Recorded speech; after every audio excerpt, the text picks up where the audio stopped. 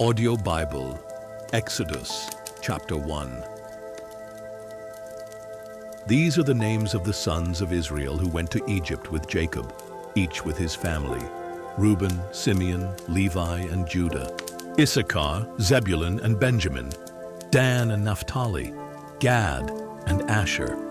The descendants of Jacob numbered 70 in all, including Joseph, who was already in Egypt. Now Joseph and all his brothers and all that generation died, but the Israelites were fruitful and increased rapidly. They multiplied and became exceedingly numerous, so that the land was filled with them. Then a new king, who did not know Joseph, came to power in Egypt. "Look," he said to his people, "the Israelites have become too numerous and too powerful for us. Come, let us deal shrewdly with them, or they will increase even more. And if a war breaks out, they may join our enemies, fight against us, and leave the country." So the Egyptians appointed taskmasters over the Israelites to oppress them with forced labor. As a result, they built Pithom and Ramesses as store cities for Pharaoh. But the more they were oppressed, the more they multiplied and flourished. So the Egyptians came to dread the Israelites. They worked the Israelites ruthlessly and made their lives bitter with hard labor in brick and mortar, and with all kinds of work in the fields. Every service they imposed was harsh. Then the king of Egypt said to the Hebrew midwives, whose names were Shiphrah and Puah, "When you help the Hebrew women give birth, observe them on the birth stools. If the child is a son, kill him. But if it is a daughter, let her live." The midwives, however, feared God and did not do as the king of Egypt had instructed. They let the boys live. So the king of Egypt summoned the midwives and asked them, "Why have you done this? Why have you let the boys live?" The midwives answered Pharaoh, "The Hebrew women are not like the Egyptian women, for they are vigorous and give birth before a midwife arrives."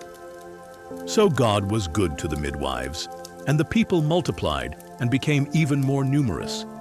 And because the midwives feared God, he gave them families of their own. Then Pharaoh commanded all his people, "Every son born to the Hebrews you must throw into the Nile, but every daughter you may allow to live." Audio Bible, Exodus, chapter 2. Now a man of the house of Levi married a Levite woman, and she conceived and gave birth to a son. When she saw that he was a beautiful child, she hid him for 3 months. But when she could no longer hide him, she got him a papyrus basket and coated it with tar and pitch. Then she placed the child in the basket and set it among the reeds along the bank of the Nile. And his sister stood at a distance to see what would happen to him. Soon the daughter of Pharaoh went down to bathe in the Nile, and her attendants were walking along the riverbank. And when she saw the basket among the reeds, she sent her maidservant to retrieve it. When she opened it, she saw the child, and behold, the little boy was crying. So she had compassion on him and said, "This is one of the Hebrew children." Then his sister said to Pharaoh's daughter, "Shall I go and call one of the Hebrew women to nurse the child for you?" "Go ahead," Pharaoh's daughter told her. And the girl went and called the boy's mother. Pharaoh's daughter said to her, "Take this child and nurse him for me, and I will pay your wages." So the woman took the boy and nursed him. When the child had grown older, she brought him to Pharaoh's daughter, and he became her son. She named him Moses and explained, "I drew him out of the water." One day after Moses had grown up, he went out to his own people and observed their hard labor. He saw an Egyptian beating a Hebrew, one of his own people. After looking this way and that and seeing no one, he struck down the Egyptian and hid his body in the sand. The next day, Moses went out and saw 2 Hebrews fighting. He asked the one in the wrong, "Why are you attacking your companion?" But the man replied, "Who made you ruler and judge over us? Are you planning to kill me as you killed the Egyptian?" Then Moses was afraid and thought, "This thing I have done has surely become known." When Pharaoh heard about this matter, he sought to kill Moses. But Moses fled from Pharaoh and settled in the land of Midian, where he sat down beside a well. Now the priest of Midian had 7 daughters, and they came to draw water and fill the troughs to water their father's flock. And when some shepherds came along and drove them away, Moses rose up to help them and watered their flock. When the daughters returned to their father Renewal, he asked them, "Why have you returned so early today?" "An Egyptian rescued us from the shepherds," they replied. "He even drew water for us and watered the flock." "So where is he?" their father asked. "Why did you leave the man behind? Invite him to have something to eat." Moses agreed to stay with the man, and he gave his daughter Zipporah to Moses in marriage. And she gave birth to a son, and Moses named him Gershom, saying, "I have become a foreigner in a foreign land." After a long time, the king of Egypt died. The Israelites groaned and cried out under their burden of slavery, and their cry for deliverance from bondage ascended to God. So God heard their groaning, and he remembered his covenant with Abraham, Isaac, and Jacob. God saw the Israelites and took notice. Audio Bible, Exodus, chapter 3. Meanwhile, Moses was shepherding the flock of his father-in-law Jethro, the priest of Midian. He led the flock to the far side of the wilderness and came to Horeb, the mountain of God. There the angel of the Lord appeared to him in a blazing fire from within a bush. Moses saw the bush ablaze with fire, but it was not consumed.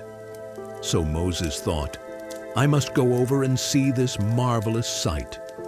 Why is the bush not burning up?"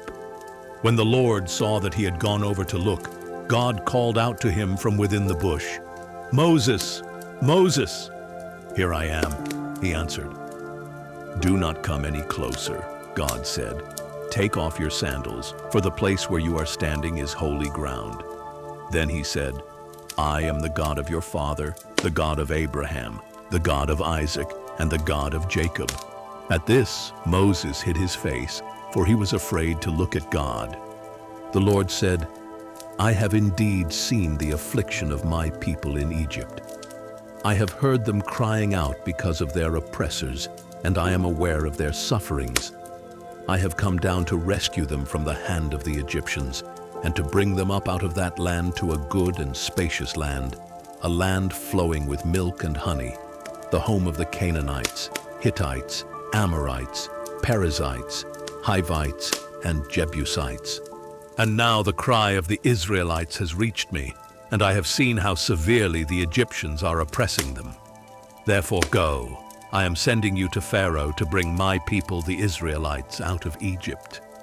But Moses asked God, "Who am I, that I should go to Pharaoh and bring the Israelites out of Egypt?" "I will surely be with you," God said, "and this will be the sign to you that I have sent you. When you have brought the people out of Egypt, all of you will worship God on this mountain." Then Moses asked God, "Suppose I go to the Israelites and say to them, 'The God of your fathers has sent me to you,' and they ask me, 'What is his name?' What should I tell them?" God said to Moses, "I am who I am. This is what you are to say to the Israelites, 'I am has sent me to you.'"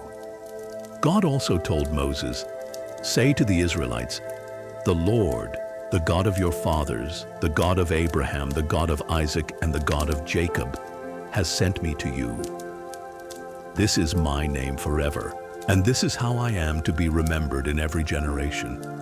Go, assemble the elders of Israel and say to them, 'The Lord, the God of your fathers, the God of Abraham, Isaac, and Jacob, has appeared to me and said, I have surely attended to you and have seen what has been done to you in Egypt, and I have promised to bring you up out of your affliction in Egypt into the land of the Canaanites, Hittites, Amorites, Perizzites, Hivites, and Jebusites, a land flowing with milk and honey. The elders of Israel will listen to what you say, and you must go with them to the king of Egypt and tell him, 'The Lord, the God of the Hebrews, has met with us. Now please let us take a 3-day journey into the wilderness, so that we may sacrifice to the Lord our God. But I know that the king of Egypt will not allow you to go unless a mighty hand compels him. So I will stretch out my hand and strike the Egyptians with all the wonders I will perform among them. And after that, he will release you. And I will grant this people such favor in the sight of the Egyptians that when you leave, you will not go away empty-handed. Every woman shall ask her neighbor, and any woman staying in her house for silver and gold jewelry and clothing, and you will put them on your sons and daughters. So you will plunder the Egyptians. Audio Bible, Exodus chapter 4. Then Moses answered, "What if they do not believe me or listen to my voice? For they may say, 'The Lord has not appeared to you.'" And the Lord asked him, "What is that in your hand?" "A staff," he replied. "Throw it on the ground," said the Lord. So Moses threw it on the ground, and it became a snake, and he ran from it. "Stretch out your hand and grab it by the tail," the Lord said to Moses, who reached out his hand and caught the snake, and it turned back into a staff in his hand. "This is so that they may believe that the Lord, the God of their fathers, the God of Abraham, the God of Isaac, and the God of Jacob, has appeared to you." Furthermore, the Lord said to Moses, "Put your hand inside your cloak." So he put his hand inside his cloak, and when he took it out, his hand was leprous, white as snow. "Put your hand back inside your cloak," said the Lord. So Moses put his hand back inside his cloak, and when he took it out, it was restored, like the rest of his skin. And the Lord said, "If they refuse to believe you or heed the witness of the first sign, they may believe that of the second. But if they do not believe even these 2 signs, or listen to your voice, take some water from the Nile and pour it on the dry ground. Then the water you take from the Nile will become blood on the ground." "Please, Lord," Moses replied, "I have never been eloquent, neither in the past nor since you have spoken to your servant, for I am slow of speech and tongue." And the Lord said to him, "Who gave man his mouth? Or who makes the mute or the deaf, the sighted or the blind? Is it not I, the Lord? Now go. I will help you as you speak, and I will teach you what to say." But Moses replied, "Please, Lord, send someone else." Then the anger of the Lord burned against Moses, and he said, "Is not Aaron the Levite your brother? I know that he can speak well, and he is now on his way to meet you. When he sees you, he will be glad in his heart. You are to speak to him and put the words in his mouth. I will help both of you to speak, and I will teach you what to do. He will speak to the people for you. He will be your spokesman, and it will be as if you were God to him. But take this staff in your hand, so you can perform signs with it." Then Moses went back to his father-in-law Jethro and said to him, "Please let me return to my brothers in Egypt to see if they are still alive." "Go in peace," Jethro replied. Now the Lord had said to Moses in Midian, "Go back to Egypt, for all the men who sought to kill you are dead." So Moses took his wife and sons, put them on a donkey, and headed back to Egypt. And he took the staff of God in his hand. The Lord instructed Moses, "When you go back to Egypt, see that you perform before Pharaoh all the wonders that I have put within your power. But I will harden his heart, so that he will not let the people go. Then tell Pharaoh that this is what the Lord says: Israel is my firstborn son, and I told you to let my son go, so that he may worship me.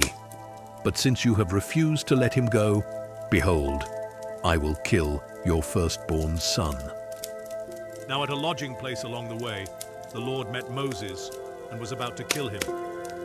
But Zipporah took a flint knife, cut off her son's foreskin, and touched it to Moses' feet.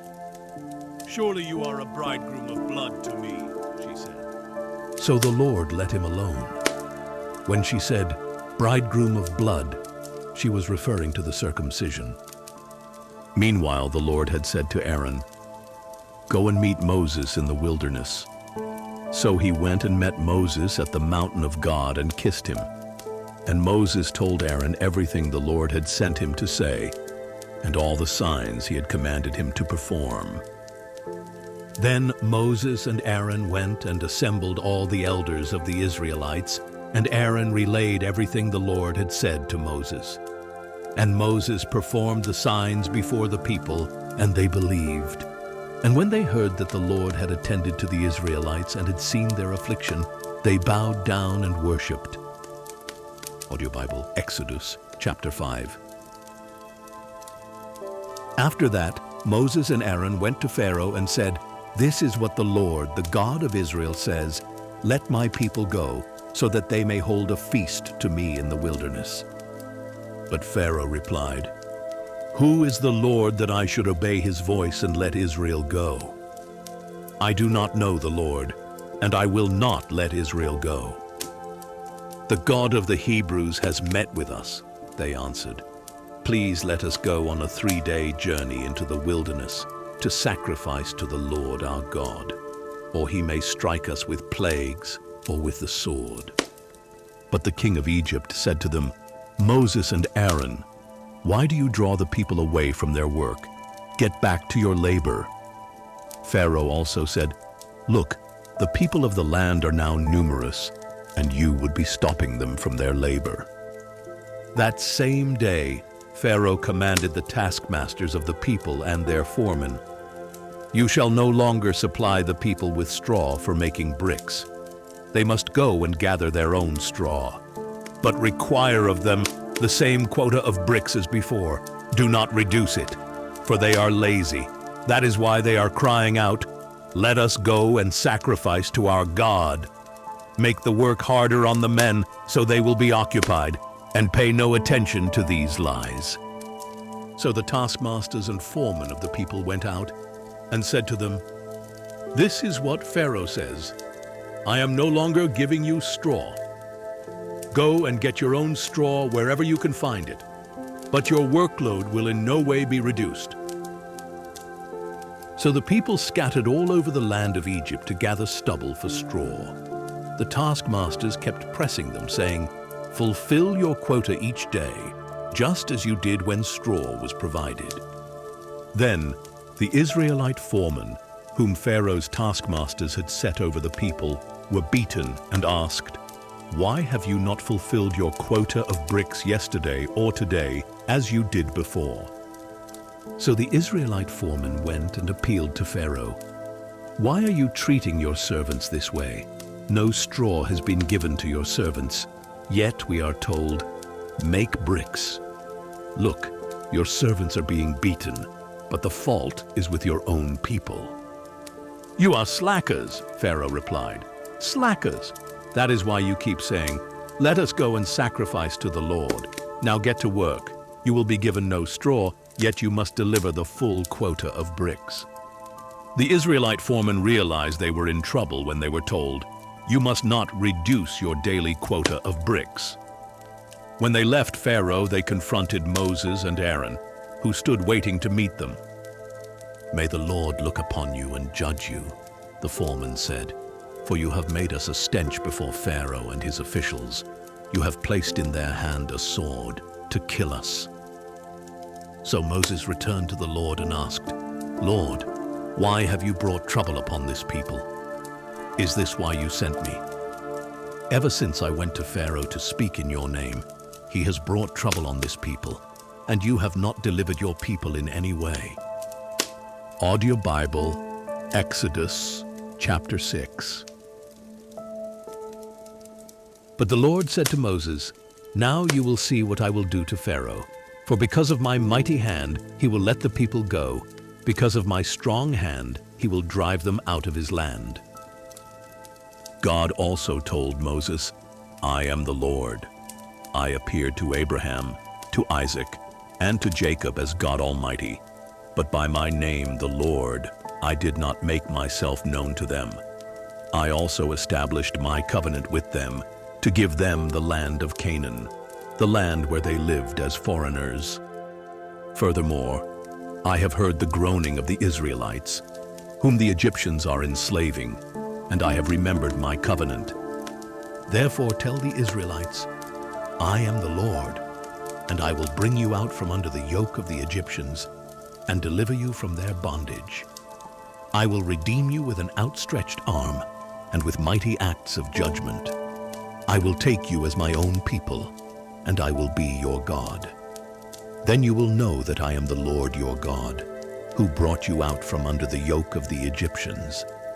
And I will bring you into the land that I swore to give to Abraham, Isaac, and Jacob. I will give it to you as a possession. I am the Lord. Moses relayed this message to the Israelites, but on account of their broken spirit and cruel bondage, they did not listen to him.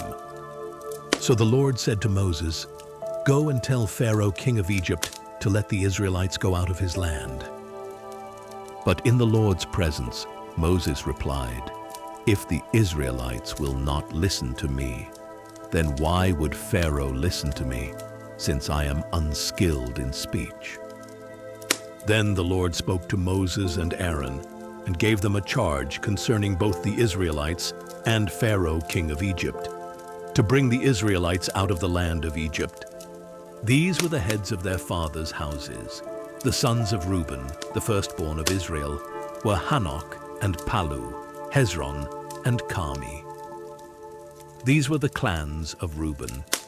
The sons of Simeon were Jemuel, Jamin, Ohad, Jachin, Zohar, and Shaul, the son of a Canaanite woman. These were the clans of Simeon.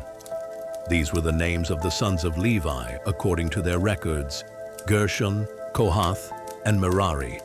Levi lived 137 years. The sons of Gershon were Libni and Shimei by their clans. The sons of Kohath were Amram, Izhar, Hebron, and Uzziel. Kohath lived 133 years. The sons of Merari were Mali and Mushi. These were the clans of the Levites according to their records. And Amram married his father's sister Jochebed, and she bore him Aaron and Moses. Amram lived 137 years. The sons of Izhar were Korah, Nepheg, and Zikri. The sons of Uzziel were Mishael, Elzaphan, and Sithri. And Aaron married Elisheba, the daughter of Aminadab, and sister of Nahshon, and she bore him Nadab and Abihu, Eleazar and Ithamar. The sons of Korah were Asir, Elkanah, and Abiasaph. These were the clans of the Korahites. Aaron's son Eleazar married one of the daughters of Putiel, and she bore him Phinehas. These were the heads of the Levite families by their clans. It was this Aaron and Moses to whom the Lord said, Bring the Israelites out of the land of Egypt by their divisions. Moses and Aaron were the ones who spoke to Pharaoh, king of Egypt, in order to bring the Israelites out of Egypt. Now on the day that the Lord spoke to Moses in Egypt, he said to him, I am the Lord. Tell Pharaoh, king of Egypt, everything I say to you. But in the Lord's presence, Moses replied, Since I am unskilled in speech, why would Pharaoh listen to me? Our Audio Bible, Exodus chapter 7. The Lord answered Moses, See, I have made you like God to Pharaoh, and your brother Aaron will be your prophet. You are to speak all that I command you, and your brother Aaron is to tell Pharaoh to let the Israelites go out of his land. But I will harden Pharaoh's heart, and though I will multiply my signs and wonders in the land of Egypt, Pharaoh will not listen to you. Then I will lay my hand on Egypt, and by mighty acts of judgment, I will bring the divisions of my people the Israelites out of the land of Egypt. And the Egyptians will know that I am the Lord, when I stretch out my hand against Egypt and bring the Israelites out from among them. So Moses and Aaron did just as the Lord had commanded them. Moses was 80 years old, and Aaron was 83 when they spoke to Pharaoh. The Lord said to Moses and Aaron, "When Pharaoh tells you, 'Perform a miracle,' you are to say to Aaron, 'Take your staff and throw it down before Pharaoh, and it will become a serpent.'" So Moses and Aaron went to Pharaoh and did just as the Lord had commanded. Aaron threw his staff down before Pharaoh and his officials, and it became a serpent. But Pharaoh called the wise men and sorcerers and magicians of Egypt, and they also did the same things by their magic arts. Each one threw down his staff, and it became a serpent. But Aaron's staff swallowed up the other staffs. Still, Pharaoh's heart was hardened, and he would not listen to them, just as the Lord had said. Then the Lord said to Moses, "Pharaoh's heart is unyielding. He refuses to let the people go. Go to Pharaoh in the morning, as you see him walking out to the water. Wait on the bank of the Nile to meet him, and take in your hand the staff that was changed into a snake. Then say to him, 'The Lord, the God of the Hebrews, has sent me to tell you, let my people go, so that they may worship me in the wilderness. But until now, you have not listened. This is what the Lord says. By this you will know that I am the Lord. Behold, with the staff in my hand I will strike the water of the Nile, and it will turn to blood. The fish in the Nile will die, the river will stink, and the Egyptians will be unable to drink its water." And the Lord said to Moses, "Tell Aaron, take your staff, and stretch out your hand over the waters of Egypt, over their rivers and canals and ponds and all the reservoirs, that they may become blood. There will be blood throughout the land of Egypt, even in the vessels of wood and stone." Moses and Aaron did just as the Lord had commanded. In the presence of Pharaoh and his officials, Aaron raised the staff and struck the water of the Nile, and all the water was turned to blood. The fish in the Nile died, and the river smelled so bad that the Egyptians could not drink its water, and there was blood throughout the land of Egypt. But the magicians of Egypt did the same things by their magic arts. So Pharaoh's heart was hardened, and he would not listen to Moses and Aaron, just as the Lord had said. Instead, Pharaoh turned around, went into his palace, and did not take any of this to heart. So all the Egyptians dug around the Nile for water to drink, because they could not drink the water from the river. And 7 full days passed after the Lord had struck the Nile. Audio Bible, Exodus chapter 8. Then the Lord said to Moses, "Go to Pharaoh and tell him that this is what the Lord says. Let my people go so that they may worship me. But if you refuse to let them go, I will plague your whole country with frogs. The Nile will teem with frogs, and they will come into your palace and up to your bedroom and onto your bed, into the houses of your officials and your people, and into your ovens and kneading bowls. The frogs will come up on you and your people and all your officials." And the Lord said to Moses, "Tell Aaron, stretch out your hand with your staff over the rivers and canals and ponds, and cause the frogs to come up onto the land of Egypt." So Aaron stretched out his hand over the waters of Egypt, and the frogs came up and covered the land of Egypt. But the magicians did the same thing by their magic arts, and they also brought frogs up onto the land of Egypt. Pharaoh summoned Moses and Aaron and said, "Pray to the Lord to take the frogs away from me and my people. Then I will let your people go, that they may sacrifice to the Lord." Moses said to Pharaoh, "You may have the honor over me. When shall I pray for you and your officials and your people that the frogs, except for those in the Nile, may be taken away from you and your houses?" "Tomorrow," Pharaoh answered. "May it be as you say," Moses replied, "so that you may know that there is no one like the Lord our God. The frogs will depart from you and your houses and your officials and your people. They will remain only in the Nile." After Moses and Aaron had left Pharaoh, Moses cried out to the Lord for help with the frogs that he had brought against Pharaoh. And the Lord did as Moses requested, and the frogs in the houses, the courtyards, and the fields died. They were piled into countless heaps, and there was a terrible stench in the land. When Pharaoh saw that there was relief, however, he hardened his heart and would not listen to Moses and Aaron, just as the Lord had said. Then the Lord said to Moses, "Tell Aaron, stretch out your staff and strike the dust of the earth, that it may turn into swarms of gnats throughout the land of Egypt." This they did. And when Aaron stretched out his hand with his staff and struck the dust of the earth, gnats came upon man and beast. All the dust of the earth turned into gnats throughout the land of Egypt. The magicians tried to produce gnats using their magic arts, but they could not. And the gnats remained on man and beast. "This is the finger of God," the magicians said to Pharaoh. But Pharaoh's heart was hardened, and he would not listen to them, just as the Lord had said.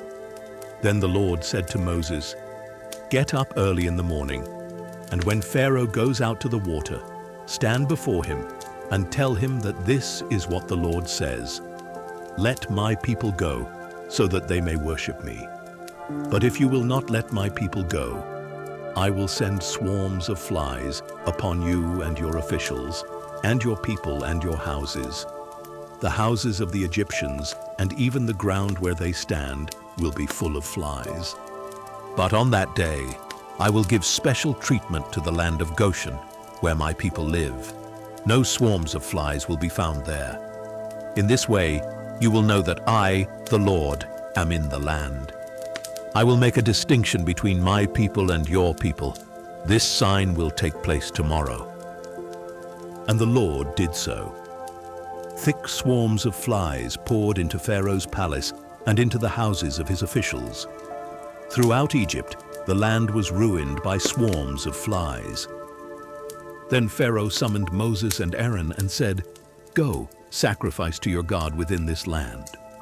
But Moses replied, "It would not be right to do that, because the sacrifices we offer to the Lord our God would be detestable to the Egyptians. If we offer sacrifices that are detestable before the Egyptians, will they not stone us? We must make a 3-day journey into the wilderness and sacrifice to the Lord our God, as he commands us." Pharaoh answered, "I will let you go and sacrifice to the Lord your God in the wilderness, but you must not go very far. Now pray for me."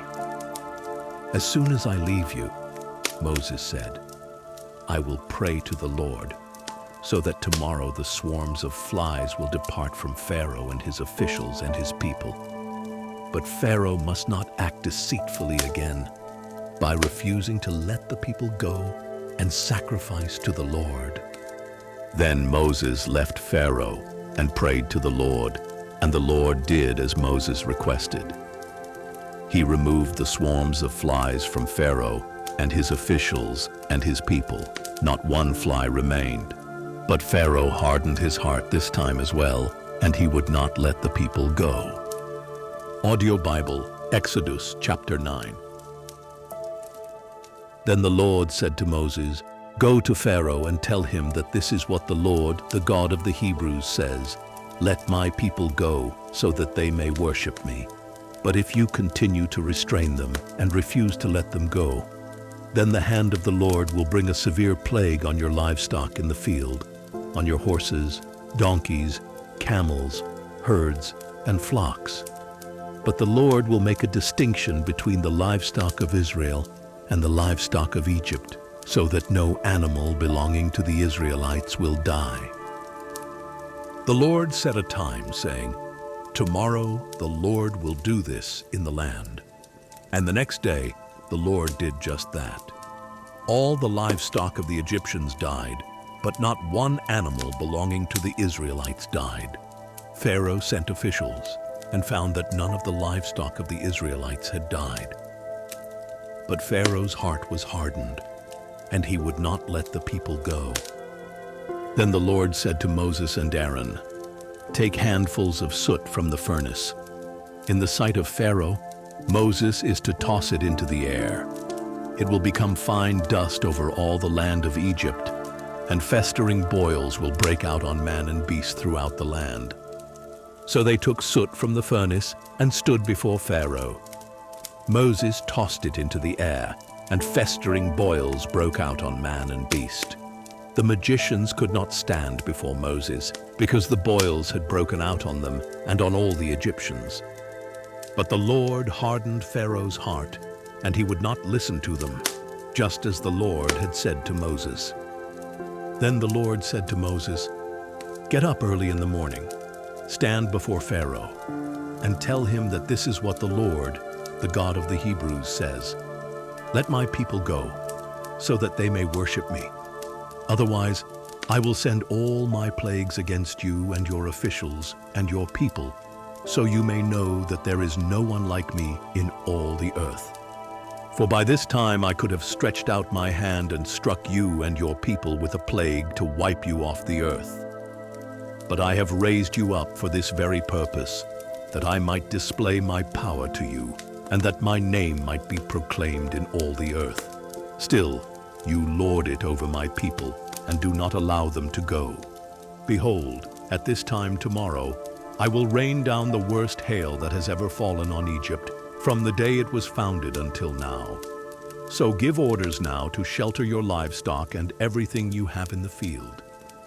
Every man or beast that remains in the field and is not brought inside will die when the hail comes down upon them." Those among Pharaoh's officials who feared the word of the Lord hurried to bring their servants and livestock to shelter. But those who disregarded the word of the Lord left their servants and livestock in the field. Then the Lord said to Moses, "Stretch out your hand toward heaven, so that hail may fall on all the land of Egypt, on man and beast, and every plant of the field throughout the land of Egypt." So Moses stretched out his staff toward heaven, and the Lord sent thunder and hail, and lightning struck the earth. So the Lord rained down hail upon the land of Egypt. The hail fell, and the lightning continued flashing through it. The hail was so severe that nothing like it had ever been seen in all the land of Egypt from the time it became a nation. Throughout the land of Egypt, the hail struck down everything in the field, both man and beast. It beat down every plant of the field and stripped every tree. The only place where it did not hail was in the land of Goshen, where the Israelites lived. Then Pharaoh summoned Moses and Aaron. "This time I have sinned," he said. "The Lord is righteous, and I and my people are wicked. Pray to the Lord, for there has been enough of God's thunder and hail. I will let you go. You do not need to stay any longer." Moses said to him, "When I have left the city, I will spread out my hands to the Lord. The thunder will cease, and there will be no more hail, so that you may know that the earth is the Lord's. But as for you and your officials, I know that you still do not fear the Lord our God." Now the flax and barley were destroyed, since the barley was ripe and the flax was in bloom. But the wheat and spelt were not destroyed, because they are late crops. Then Moses departed from Pharaoh, went out of the city, and spread out his hands to the Lord. The thunder and hail ceased, and the rain no longer poured down on the land. When Pharaoh saw that the rain and hail and thunder had ceased, he sinned again and hardened his heart, he and his officials. So Pharaoh's heart was hardened, and he would not let the Israelites go, just as the Lord had said through Moses. Audio Bible, Exodus chapter 10. Then the Lord said to Moses, "Go to Pharaoh, for I have hardened his heart and the hearts of his officials, that I may perform these miraculous signs of mine among them, and that you may tell your children and grandchildren how severely I dealt with the Egyptians when I performed miraculous signs among them, so that all of you may know that I am the Lord." So Moses and Aaron went to Pharaoh and told him, "This is what the Lord, the God of the Hebrews, says. How long will you refuse to humble yourself before me? Let my people go, so that they may worship me. But if you refuse to let my people go, I will bring locusts into your territory tomorrow. They will cover the face of the land so that no one can see it. They will devour whatever is left after the hail and eat every tree that grows in your fields. They will fill your houses and the houses of all your officials and every Egyptian, something neither your fathers nor your grandfathers have seen since the day they came into this land. Then Moses turned and left Pharaoh's presence. Pharaoh's officials asked him, "How long will this man be a snare to us? Let the people go, so that they may worship the Lord their God. Do you not yet realize that Egypt lies in ruins?" So Moses and Aaron were brought back to Pharaoh. "Go, worship the Lord your God," he said. "But who exactly will be going?" "We will go with our young and old," Moses replied. "We will go with our sons and daughters, and with our flocks and herds, for we must hold a feast to the Lord." Then Pharaoh told them, "May the Lord be with you if I ever let you go with your little ones. Clearly you are bent on evil. No, only the men may go and worship the Lord, since that is what you have been requesting." And Moses and Aaron were driven from Pharaoh's presence. Then the Lord said to Moses, "Stretch out your hand over the land of Egypt, so that the locusts may swarm over it and devour every plant in the land, everything that the hail has left behind." So Moses stretched out his staff over the land of Egypt, and throughout that day and night the Lord sent an east wind across the land. By morning, the east wind had brought the locusts. The locusts swarmed across the land and settled over the entire territory of Egypt. Never before had there been so many locusts, and never again will there be. They covered the face of all the land until it was black, and they consumed all the plants on the ground and all the fruit on the trees that the hail had left behind. Nothing green was left on any tree or plant in all the land of Egypt. Pharaoh quickly summoned Moses and Aaron and said, "I have sinned against the Lord your God and against you. Now please forgive my sin once more and appeal to the Lord your God, that he may remove this death from me." So Moses left Pharaoh's presence and appealed to the Lord. And the Lord changed the wind to a very strong west wind that carried off the locusts and blew them into the Red Sea. Not a single locust remained anywhere in Egypt. But the Lord hardened Pharaoh's heart, and he would not let the Israelites go. Then the Lord said to Moses, "Stretch out your hand toward heaven, so that darkness may spread over the land of Egypt, a palpable darkness."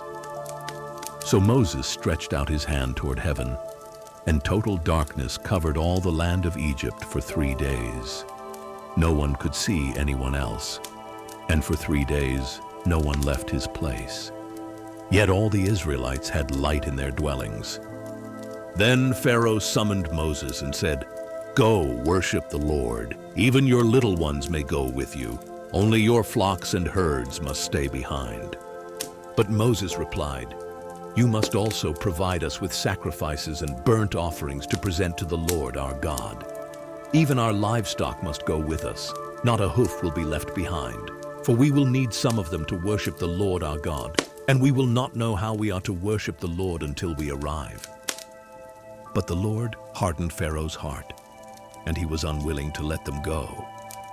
"Depart from me," Pharaoh said to Moses. "Make sure you never see my face again, for on the day you see my face, you will die."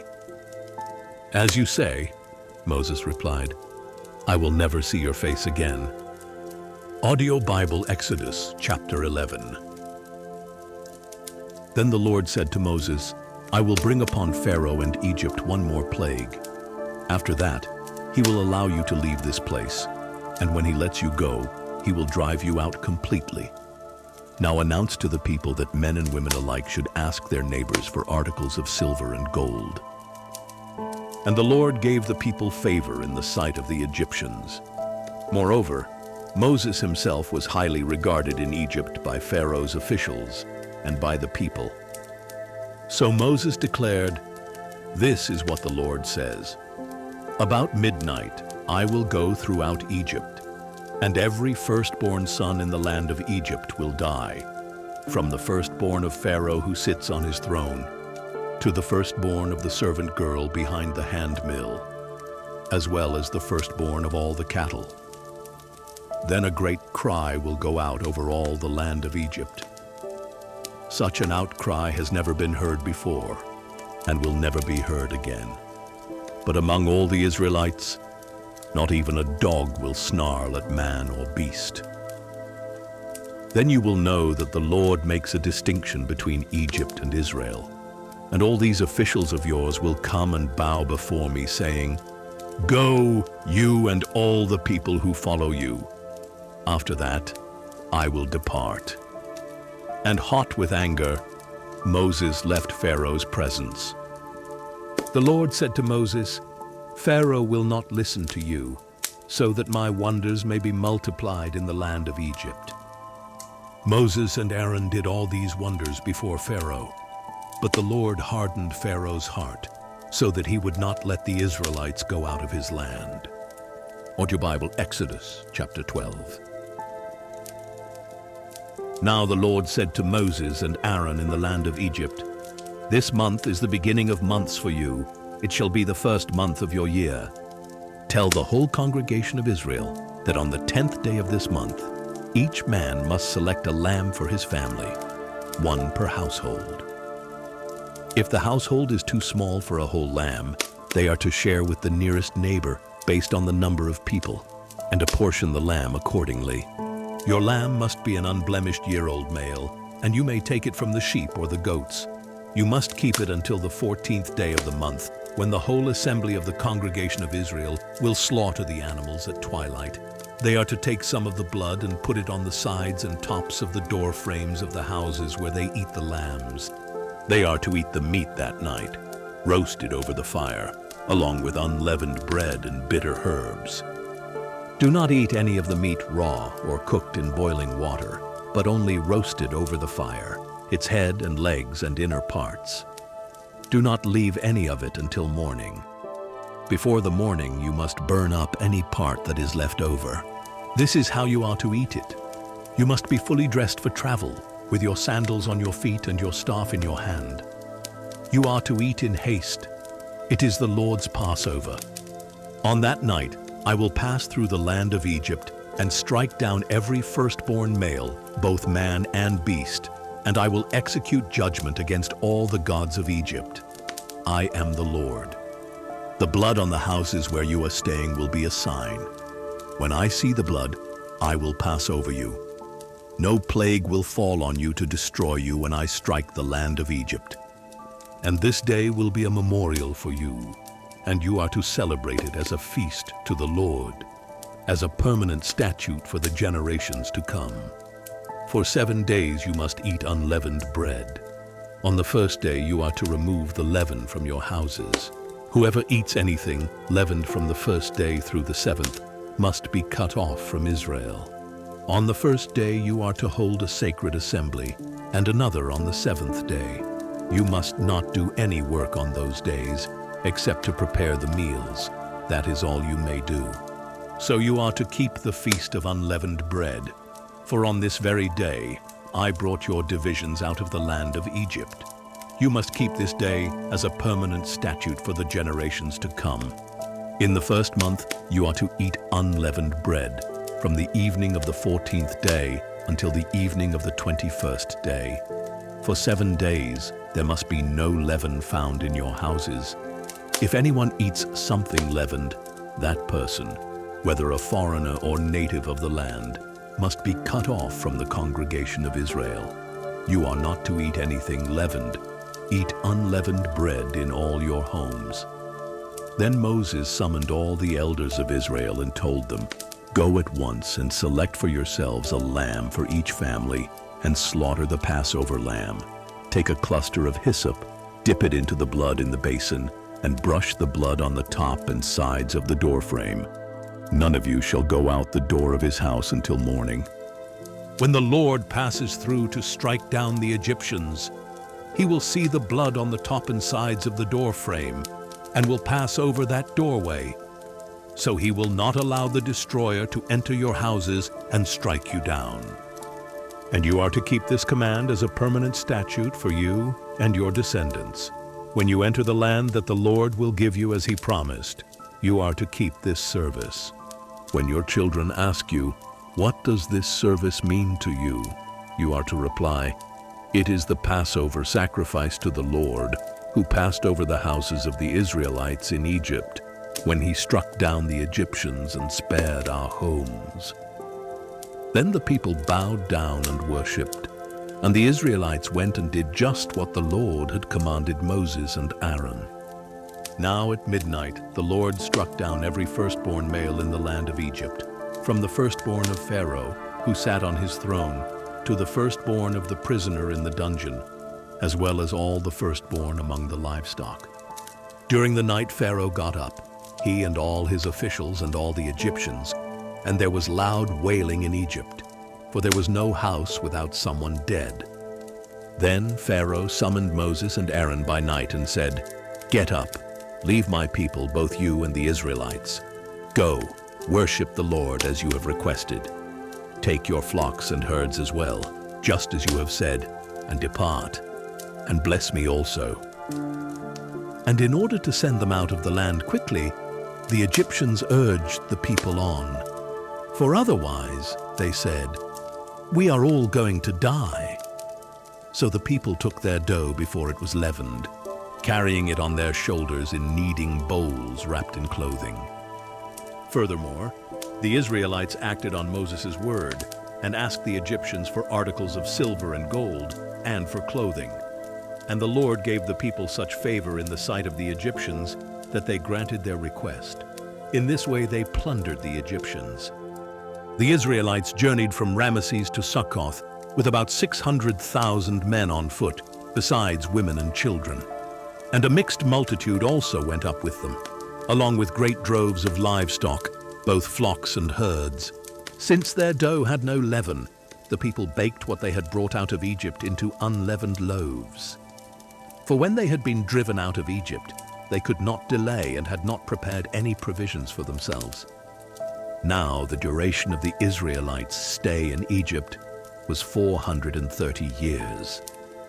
At the end of the 430 years, to the very day, all the Lord's divisions went out of the land of Egypt. Because the Lord kept a vigil that night to bring them out of the land of Egypt, this same night is to be a vigil to the Lord, to be observed by all the Israelites for the generations to come. And the Lord said to Moses and Aaron, "This is the statute of the Passover. No foreigner is to eat of it, but any slave who has been purchased may eat of it, after you have circumcised him. A temporary resident or hired hand shall not eat the Passover. It must be eaten inside one house. You are not to take any of the meat outside the house, and you may not break any of the bones. The whole congregation of Israel must celebrate it.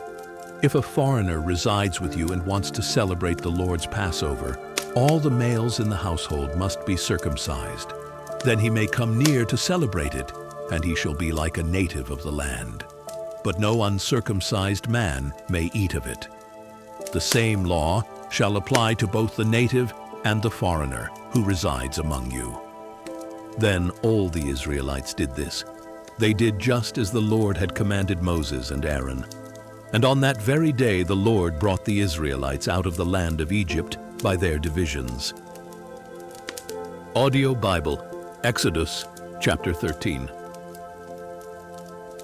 Then the Lord said to Moses, "Consecrate to me every firstborn male. The firstborn from every womb among the Israelites belongs to me, both of man and beast." So Moses told the people, "Remember this day, the day you came out of Egypt, out of the house of slavery. For the Lord brought you out of it by the strength of his hand, and nothing leavened shall be eaten. Today, in the month of Abib, you are leaving. And when the Lord brings you into the land of the Canaanites, Hittites, Amorites, Hivites, and Jebusites, the land he swore to your fathers that he would give you, a land flowing with milk and honey, you shall keep this service in this month. For 7 days you are to eat unleavened bread, and on the 7th day there shall be a feast to the Lord. Unleavened bread shall be eaten during those 7 days. Nothing leavened may be found among you, nor shall leaven be found anywhere within your borders. And on that day you are to explain to your son, "This is because of what the Lord did for me when I came out of Egypt. It shall be a sign for you on your hand, and a reminder on your forehead, that the law of the Lord is to be on your lips. For with a mighty hand the Lord brought you out of Egypt. Therefore you shall keep this statute at the appointed time, year after year. And after the Lord brings you into the land of the Canaanites, and gives it to you, as he swore to you and your fathers, you are to present to the Lord the firstborn male of every womb. All the firstborn males of your livestock belong to the Lord. You must redeem every firstborn donkey with a lamb, and if you do not redeem it, you are to break its neck. And every firstborn of your sons you must redeem. In the future, when your son asks you, 'What does this mean?' you are to tell him, 'With a mighty hand the Lord brought us out of Egypt, out of the house of slavery. And when Pharaoh stubbornly refused to let us go, the Lord killed every firstborn in the land of Egypt, both of man and beast. This is why I sacrifice to the Lord the firstborn male of every womb. But I redeem all the firstborn of my sons. So it shall serve as a sign on your hand, and a symbol on your forehead. For with a mighty hand the Lord brought us out of Egypt.' When Pharaoh let the people go, God did not lead them along the road through the land of the Philistines, though it was shorter. For God said, 'If the people face war, they might change their minds and return to Egypt.' So God led the people around by the way of the wilderness toward the Red Sea, and the Israelites left the land of Egypt arrayed for battle. Moses took the bones of Joseph with him, because Joseph had made the sons of Israel swear a solemn oath when he said, 'God will surely attend to you, and then you must carry my bones with you from this place.'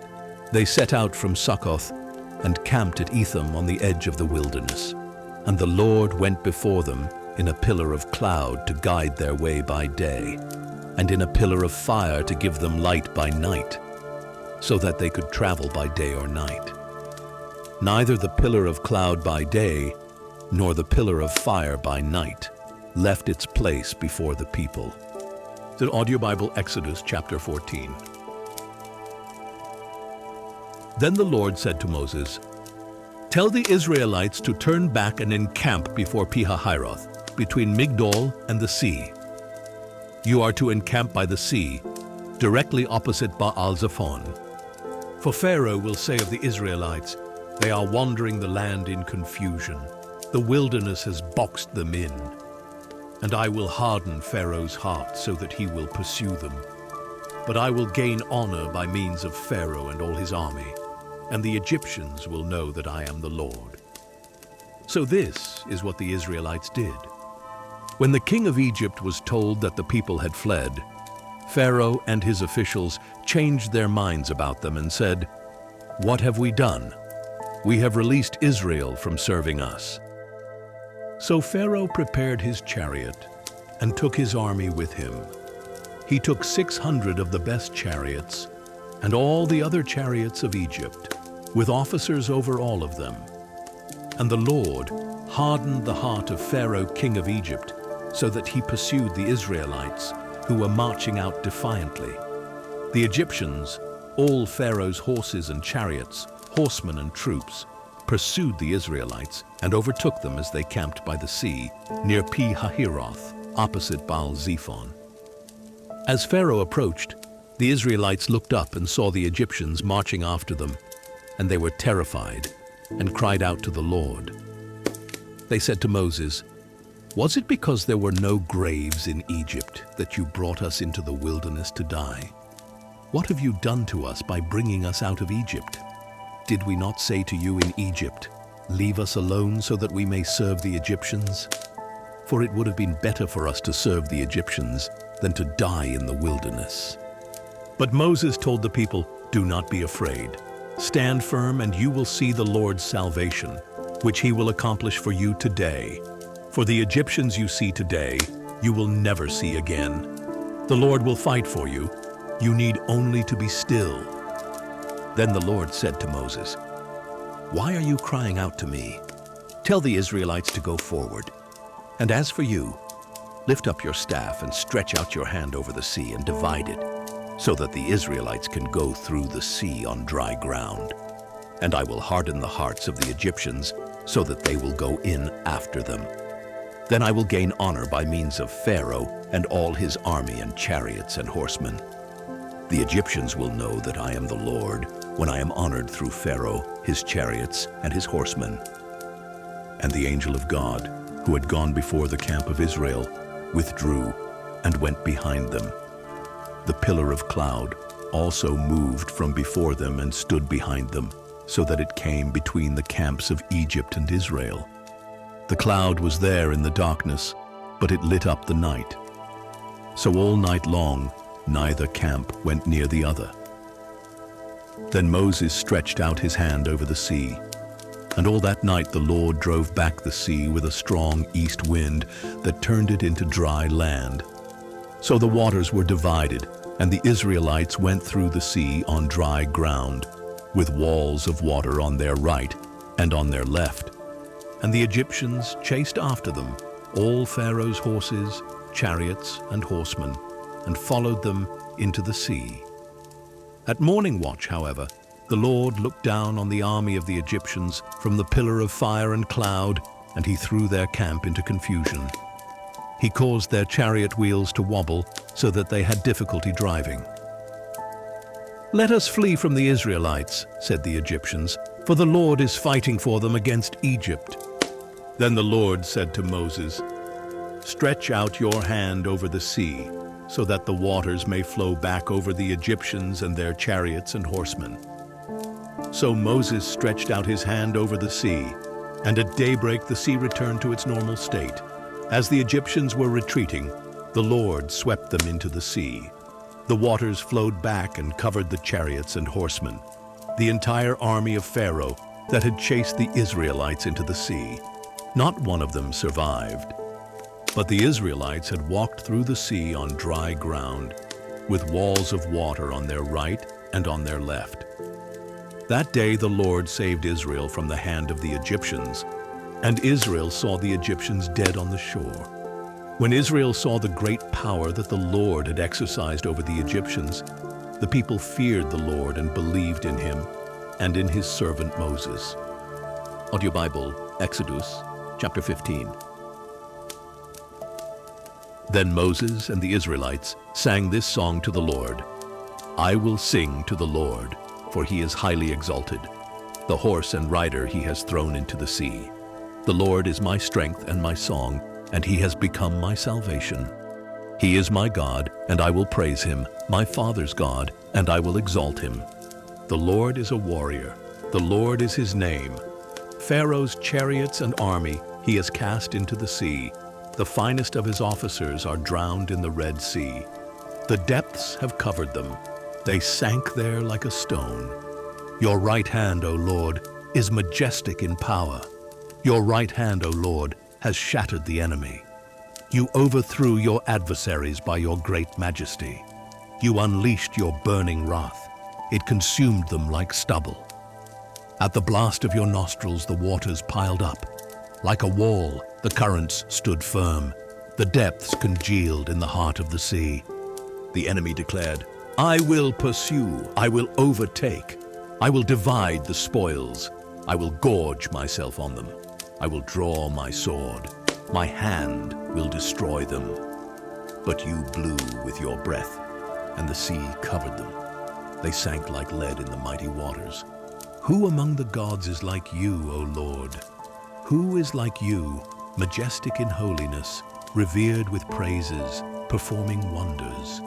You stretched out your right hand, and the earth swallowed them up. With loving devotion, you will lead the people you have redeemed. With your strength, you will guide them to your holy dwelling. The nations will hear and tremble. Anguish will grip the dwellers of Philistia. Then the chiefs of Edom will be dismayed. Trembling will seize the leaders of Moab. Those who dwell in Canaan will melt away, and terror and dread will fall on them. By the power of your arm, they will be as still as a stone until your people pass by, O Lord, until the people you have bought pass by. You will bring them in and plant them on the mountain of your inheritance, the place, O Lord, you have prepared for your dwelling, the sanctuary, O Lord, your hands have established. The Lord will reign forever and ever. For when Pharaoh's horses, chariots, and horsemen went into the sea, the Lord brought the waters of the sea back over them. But the Israelites walked through the sea on dry ground. Then Miriam the prophetess, Aaron's sister, took a tambourine in her hand, and all the women followed her with tambourines and dancing. And Miriam sang back to them, "Sing to the Lord, for he is highly exalted. The horse and rider he has thrown into the sea." Then Moses led Israel from the Red Sea, and they went out into the desert of Shur. For 3 days they walked in the desert without finding water. And when they came to Marah, they could not drink the water there because it was bitter. That is why it was named Marah. So the people grumbled against Moses, saying, "What are we to drink?" And Moses cried out to the Lord, and the Lord showed him a log. And when he cast it into the waters, they were sweetened. There the Lord made for them a statute and an ordinance, and there he tested them, saying, "If you will listen carefully to the voice of the Lord your God, and do what is right in his eyes, and pay attention to his commands, and keep all his statutes, then I will not bring on you any of the diseases I inflicted on the Egyptians. For I am the Lord who heals you." Then they came to Elim, where there were 12 springs of water and 70 palm trees, and they camped there by the waters. Audio Bible, Exodus chapter 16. On the 15th day of the 2nd month after they had left the land of Egypt, the whole congregation of Israel set out from Elim and came to the desert of Sin, which is between Elim and Sinai. And there in the desert, the whole congregation of Israel grumbled against Moses and Aaron. "If only we had died by the Lord's hand in the land of Egypt," they said. "There we sat by pots of meat and ate our fill of bread. But you have brought us into this desert to starve this whole assembly to death." Then the Lord said to Moses, "Behold, I will rain down bread from heaven for you. Each day the people are to go out and gather enough for that day. In this way I will test whether or not they will follow my instructions. Then on the 6th day, when they prepare what they bring in, it will be twice as much as they gather on the other days." So Moses and Aaron said to all the Israelites, "This evening you will know that it was the Lord who brought you out of the land of Egypt. And in the morning you will see the Lord's glory, because he has heard your grumbling against him. For who are we that you should grumble against us?" And Moses added, "The Lord will give you meat to eat this evening, and bread to fill you in the morning. For he has heard your grumbling against him. Who are we? Your grumblings are not against us, but against the Lord." Then Moses said to Aaron, "Tell the whole congregation of Israel, 'Come before the Lord, for he has heard your grumbling.'" And as Aaron was speaking to the whole congregation of Israel, they looked toward the desert, and there in a cloud the glory of the Lord appeared. Then the Lord said to Moses, "I have heard the grumbling of the Israelites. Tell them, at twilight you will eat meat, and in the morning you will be filled with bread. Then you will know that I am the Lord your God." That evening quail came and covered the camp, and in the morning there was a layer of dew around the camp. When the layer of dew had evaporated, there were thin flakes on the desert floor, as fine as frost on the ground. When the Israelites saw it, they asked one another, "What is it?" For they did not know what it was. So Moses told them, "It is the bread that the Lord has given you to eat. This is what the Lord has commanded. Each one is to gather as much as he needs. You may take an omer for each person in your tent." So the Israelites did this. Some gathered more and some less. When they measured it by the omer, he who gathered much had no excess, and he who gathered little had no shortfall. Each one gathered as much as he needed to eat. Then Moses said to them, "No one may keep any of it until morning." But they did not listen to Moses. Some people left part of it until morning, and it became infested with maggots and began to smell. So Moses was angry with them. Every morning, each one gathered as much as was needed, and when the sun grew hot, it melted away. On the sixth day, they gathered twice as much food, 2 omers per person, and all the leaders of the congregation came and reported this to Moses. He told them, "This is what the Lord has said. Tomorrow is to be a day of complete rest, a holy Sabbath to the Lord. So bake what you want to bake, and boil what you want to boil. Then set aside whatever remains and keep it until morning." So they set it aside until morning as Moses had commanded, and it did not smell or contain any maggots. "Eat it today," Moses said, "because today is a Sabbath to the Lord. Today you will not find anything in the field. For 6 days you may gather, but on the 7th day, the Sabbath, it will not be there." Yet on the 7th day, some of the people went out to gather, but they did not find anything. Then the Lord said to Moses, "How long will you refuse to keep my commandments and instructions? Understand that the Lord has given you the Sabbath. That is why, on the 6th day, he will give you bread for 2 days. On the 7th day, everyone must stay where he is. No one may leave his place." So the people rested on the 7th day. Now the house of Israel called the bread manna. It was white, like coriander seed, and tasted like wafers made with honey. Moses said, "This is what the Lord has commanded. Keep an omer of manna for the generations to come, so that they may see the bread I fed you in the wilderness when I brought you out of the land of Egypt." So Moses told Aaron, "Take a jar and fill it with an omer of manna. Then place it before the Lord to be preserved for the generations to come." And Aaron placed it in front of the testimony to be preserved just as the Lord had commanded Moses. The Israelites ate manna 40 years until they came to a land where they could settle. They ate manna until they reached the border of Canaan. Now, an omer is 1/10 of an ephah. Audio Bible, Exodus chapter 17. Then the whole congregation of Israel left the desert of Sin, moving from place to place as the Lord commanded. They camped at Rephidim, but there was no water for the people to drink. So the people contended with Moses, "Give us water to drink." "Why do you contend with me?" Moses replied.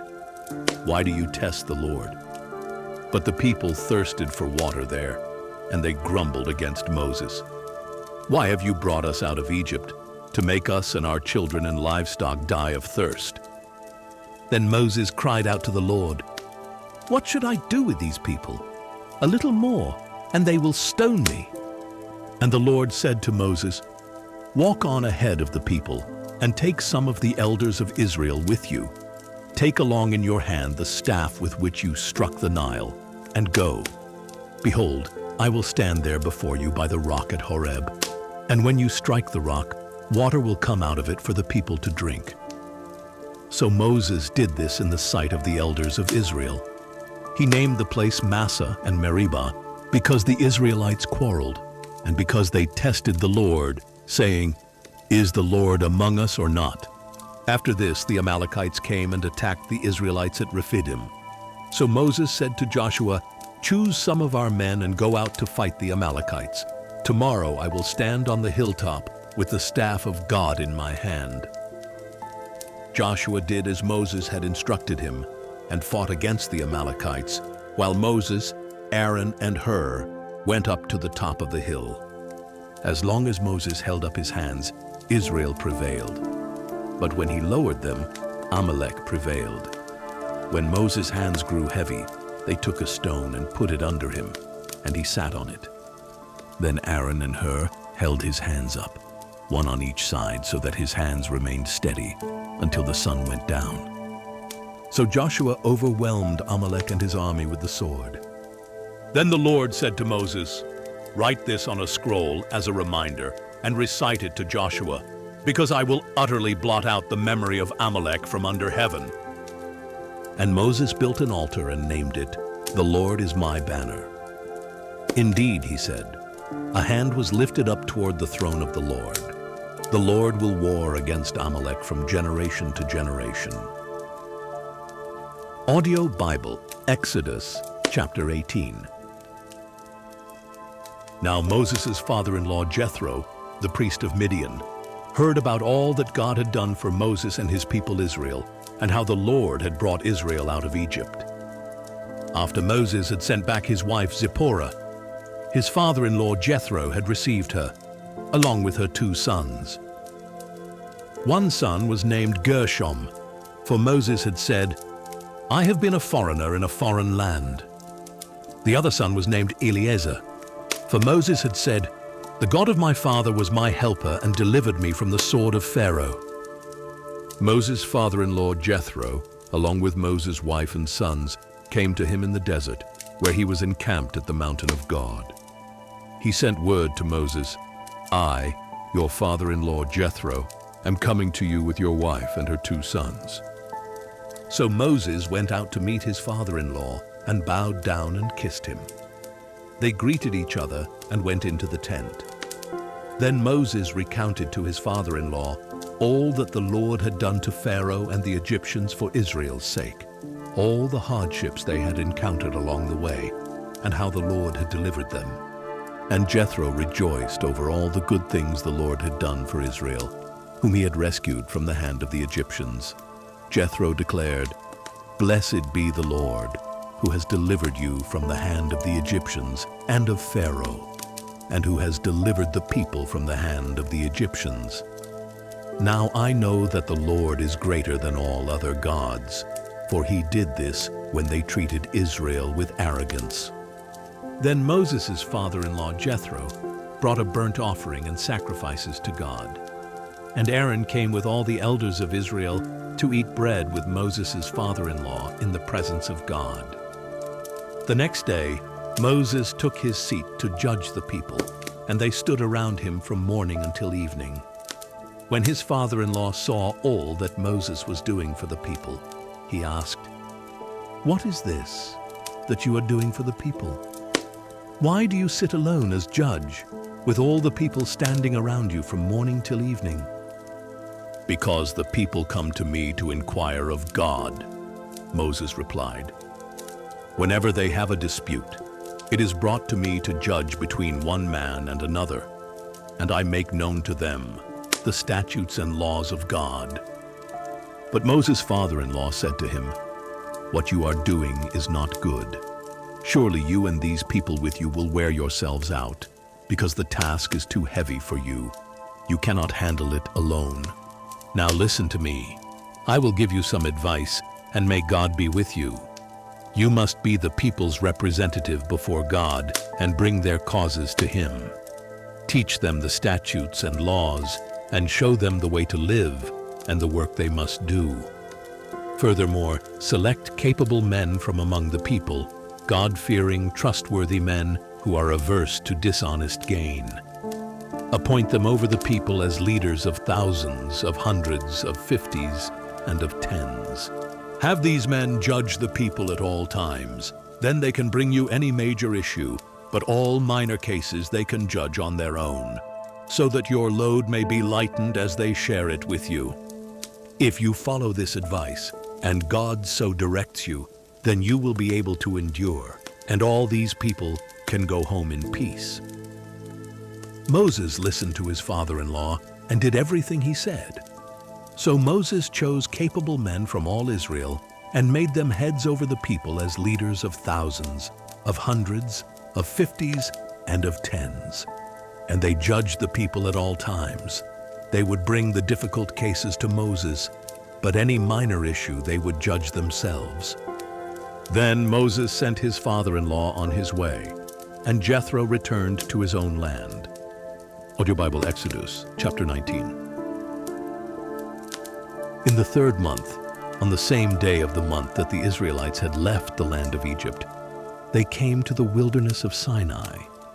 After they had set out from Rephidim, they entered the wilderness of Sinai, and Israel camped there in front of the mountain.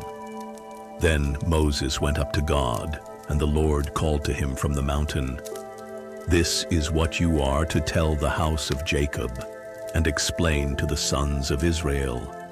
You have seen for yourselves what I did to Egypt, and how I carried you on eagle's wings and brought you to myself. Now if you will indeed obey my voice and keep my covenant, you will be my treasured possession out of all the nations, for the whole earth is mine. And unto me you shall be a kingdom of priests and a holy nation. These are the words that you are to speak to the Israelites." So Moses went back and summoned the elders of the people and set before them all these words that the Lord had commanded him. And all the people answered together, "We will do everything that the Lord has spoken." So Moses brought their words back to the Lord.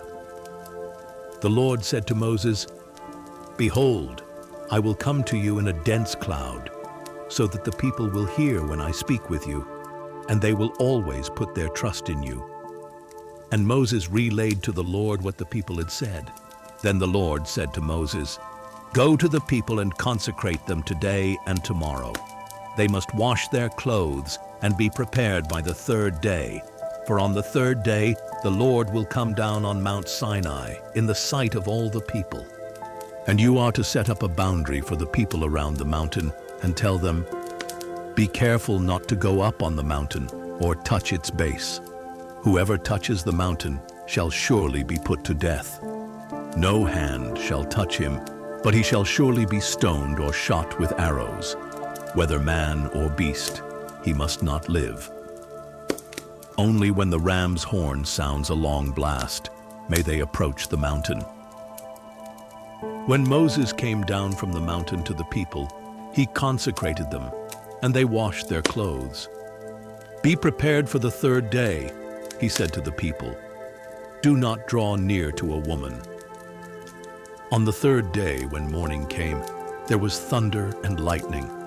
A thick cloud was upon the mountain, and a very loud blast of the ram's horn went out, so that all the people in the camp trembled. Then Moses brought the people out of the camp to meet with God, and they stood at the foot of the mountain. Mount Sinai was completely enveloped in smoke, because the Lord had descended on it in fire, and the smoke rose like the smoke of a furnace, and the whole mountain quaked violently. And as the sound of the ram's horn grew louder and louder, Moses spoke, and God answered him in the thunder. The Lord descended to the top of Mount Sinai and called Moses to the summit. So Moses went up, and the Lord said to him, "Go down and warn the people not to break through to see the Lord, lest many of them perish. Even the priests who approach the Lord must consecrate themselves, or the Lord will break out against them." But Moses said to the Lord, "The people cannot come up Mount Sinai, for you solemnly warned us, 'Put a boundary around the mountain and set it apart as holy.'" And the Lord replied, "Go down and bring Aaron with you. But the priests and the people must not break through to come up to the Lord, or he will break out against them." So Moses went down to the people and spoke to them. Audio Bible, Exodus chapter 20. And God spoke all these words, "I am the Lord your God, who brought you out of the land of Egypt, out of the house of slavery. You shall have no other gods before me. You shall not make for yourself an idol in the form of anything in the heavens above, on the earth below, or in the waters beneath. You shall not bow down to them or worship them. For I, the Lord your God, am a jealous God, visiting the iniquity of the fathers on their children to the third and fourth generations of those who hate me, but showing loving devotion to 1,000 generations of those who love me and keep my commandments. You shall not take the name of the Lord your God in vain, for the Lord will not leave anyone unpunished who takes his name in vain. Remember the Sabbath day by keeping it holy. 6 days you shall labor and do all your work, but the seventh day is a Sabbath to the Lord your God, on which you must not do any work. Neither you, nor your son or daughter, nor your manservant or maidservant or livestock, nor the foreigner within your gates. For in 6 days the Lord made the heavens and the earth and the sea and all that is in them, but on the seventh day he rested. Therefore the Lord blessed the Sabbath day and set it apart as holy. Honor your father and mother, so that your days may be long in the land that the Lord your God is giving you. You shall not murder. You shall not commit adultery. You shall not steal. You shall not bear false witness against your neighbor. You shall not covet your neighbor's house. You shall not covet your neighbor's wife, or his manservant or maidservant, or his ox or donkey, or anything that belongs to your neighbor. When all the people witnessed the thunder and lightning, the sounding of the ram's horn, and the mountain enveloped in smoke, they trembled and stood at a distance. Speak to us yourself, and we will listen, they said to Moses. But do not let God speak to us, or we will die. Do not be afraid, Moses replied, for God has come to test you, so that the fear of him may be before you, to keep you from sinning. And the people stood at a distance as Moses approached the thick darkness where God was. Then the Lord said to Moses, "This is what you are to tell the Israelites. You have seen for yourselves that I have spoken to you from heaven. You are not to make any gods alongside me. You are not to make for yourselves gods of silver or gold. You are to make for me an altar of earth, and sacrifice on it your burnt offerings and peace offerings, your sheep and goats and cattle.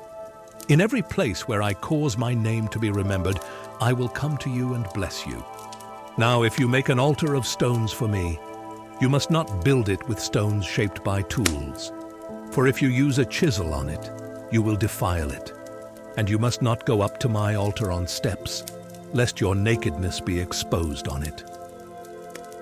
Audio Bible, Exodus, chapter 21. These are the ordinances that you are to set before them. If you buy a Hebrew servant, he is to serve you for 6 years, but in the 7th year, he shall go free without paying anything. If he arrived alone, he is to leave alone. If he arrived with a wife, she is to leave with him. If his master gives him a wife and she bears him sons or daughters, the woman and her children shall belong to her master, and only the man shall go free. But if the servant declares, "I love my master and my wife and children, I do not want to go free," then his master is to bring him before the judges, and he shall take him to the door or doorpost, and pierce his ear with an awl. Then he shall serve his master for life. And if a man sells his daughter as a servant, she is not to go free as the men servants do. If she is displeasing in the eyes of her master who had designated her for himself, he must allow her to be redeemed. He has no right to sell her to foreigners, since he has broken faith with her. And if he chooses her for his son, he must deal with her as with a daughter. If he takes another wife, he must not reduce the food, clothing, or marital rights of his first wife. If, however, he does not provide her with these 3 things, she is free to go without monetary payment. Whoever strikes and kills a man must surely be put to death. If, however, he did not lie in wait, but God allowed it to happen, then I will appoint for you a place where he may flee. But if a man schemes and acts willfully against his neighbor to kill him, you must take him away from my altar to be put to death. Whoever strikes his father or mother must surely be put to death. Whoever kidnaps another man must be put to death, whether he sells him or the man is found in his possession. Anyone who curses his father or mother must surely be put to death. If men are quarreling and one strikes the other with a stone or a fist, and he does not die but is confined to bed, then the one who struck him shall go unpunished, as long as the other can get up and walk around outside with his staff. Nevertheless, he must compensate the man for his lost work and see that he is completely healed. If a man strikes his manservant or maidservant with a rod, and the servant dies by his hand, he shall surely be punished. However, if the servant gets up after a day or two, the owner shall not be punished, since the servant is his property. If men who are fighting strike a pregnant woman and her child is born prematurely, but there is no further injury, he shall surely be fined, as the woman's husband demands, and as the court allows. But if a serious injury results, then you must require a life for a life, eye for eye, tooth for tooth, hand for hand, foot for foot, burn for burn, wound for wound, and stripe for stripe. If a man strikes and blinds the eye of his manservant or maidservant, he must let the servant go free as compensation for the eye. And if he knocks out the tooth of his manservant or maidservant, he must let the servant go free as compensation for the tooth. If an ox gores a man or woman to death, the ox must surely be stoned, and its meat must not be eaten. But the owner of the ox shall not be held responsible. But if the ox has a habit of goring, and its owner has been warned, yet does not restrain it, and it kills a man or woman, then the ox must be stoned, and its owner must also be put to death. If payment is demanded of him instead, he may redeem his life by paying the full amount demanded of him.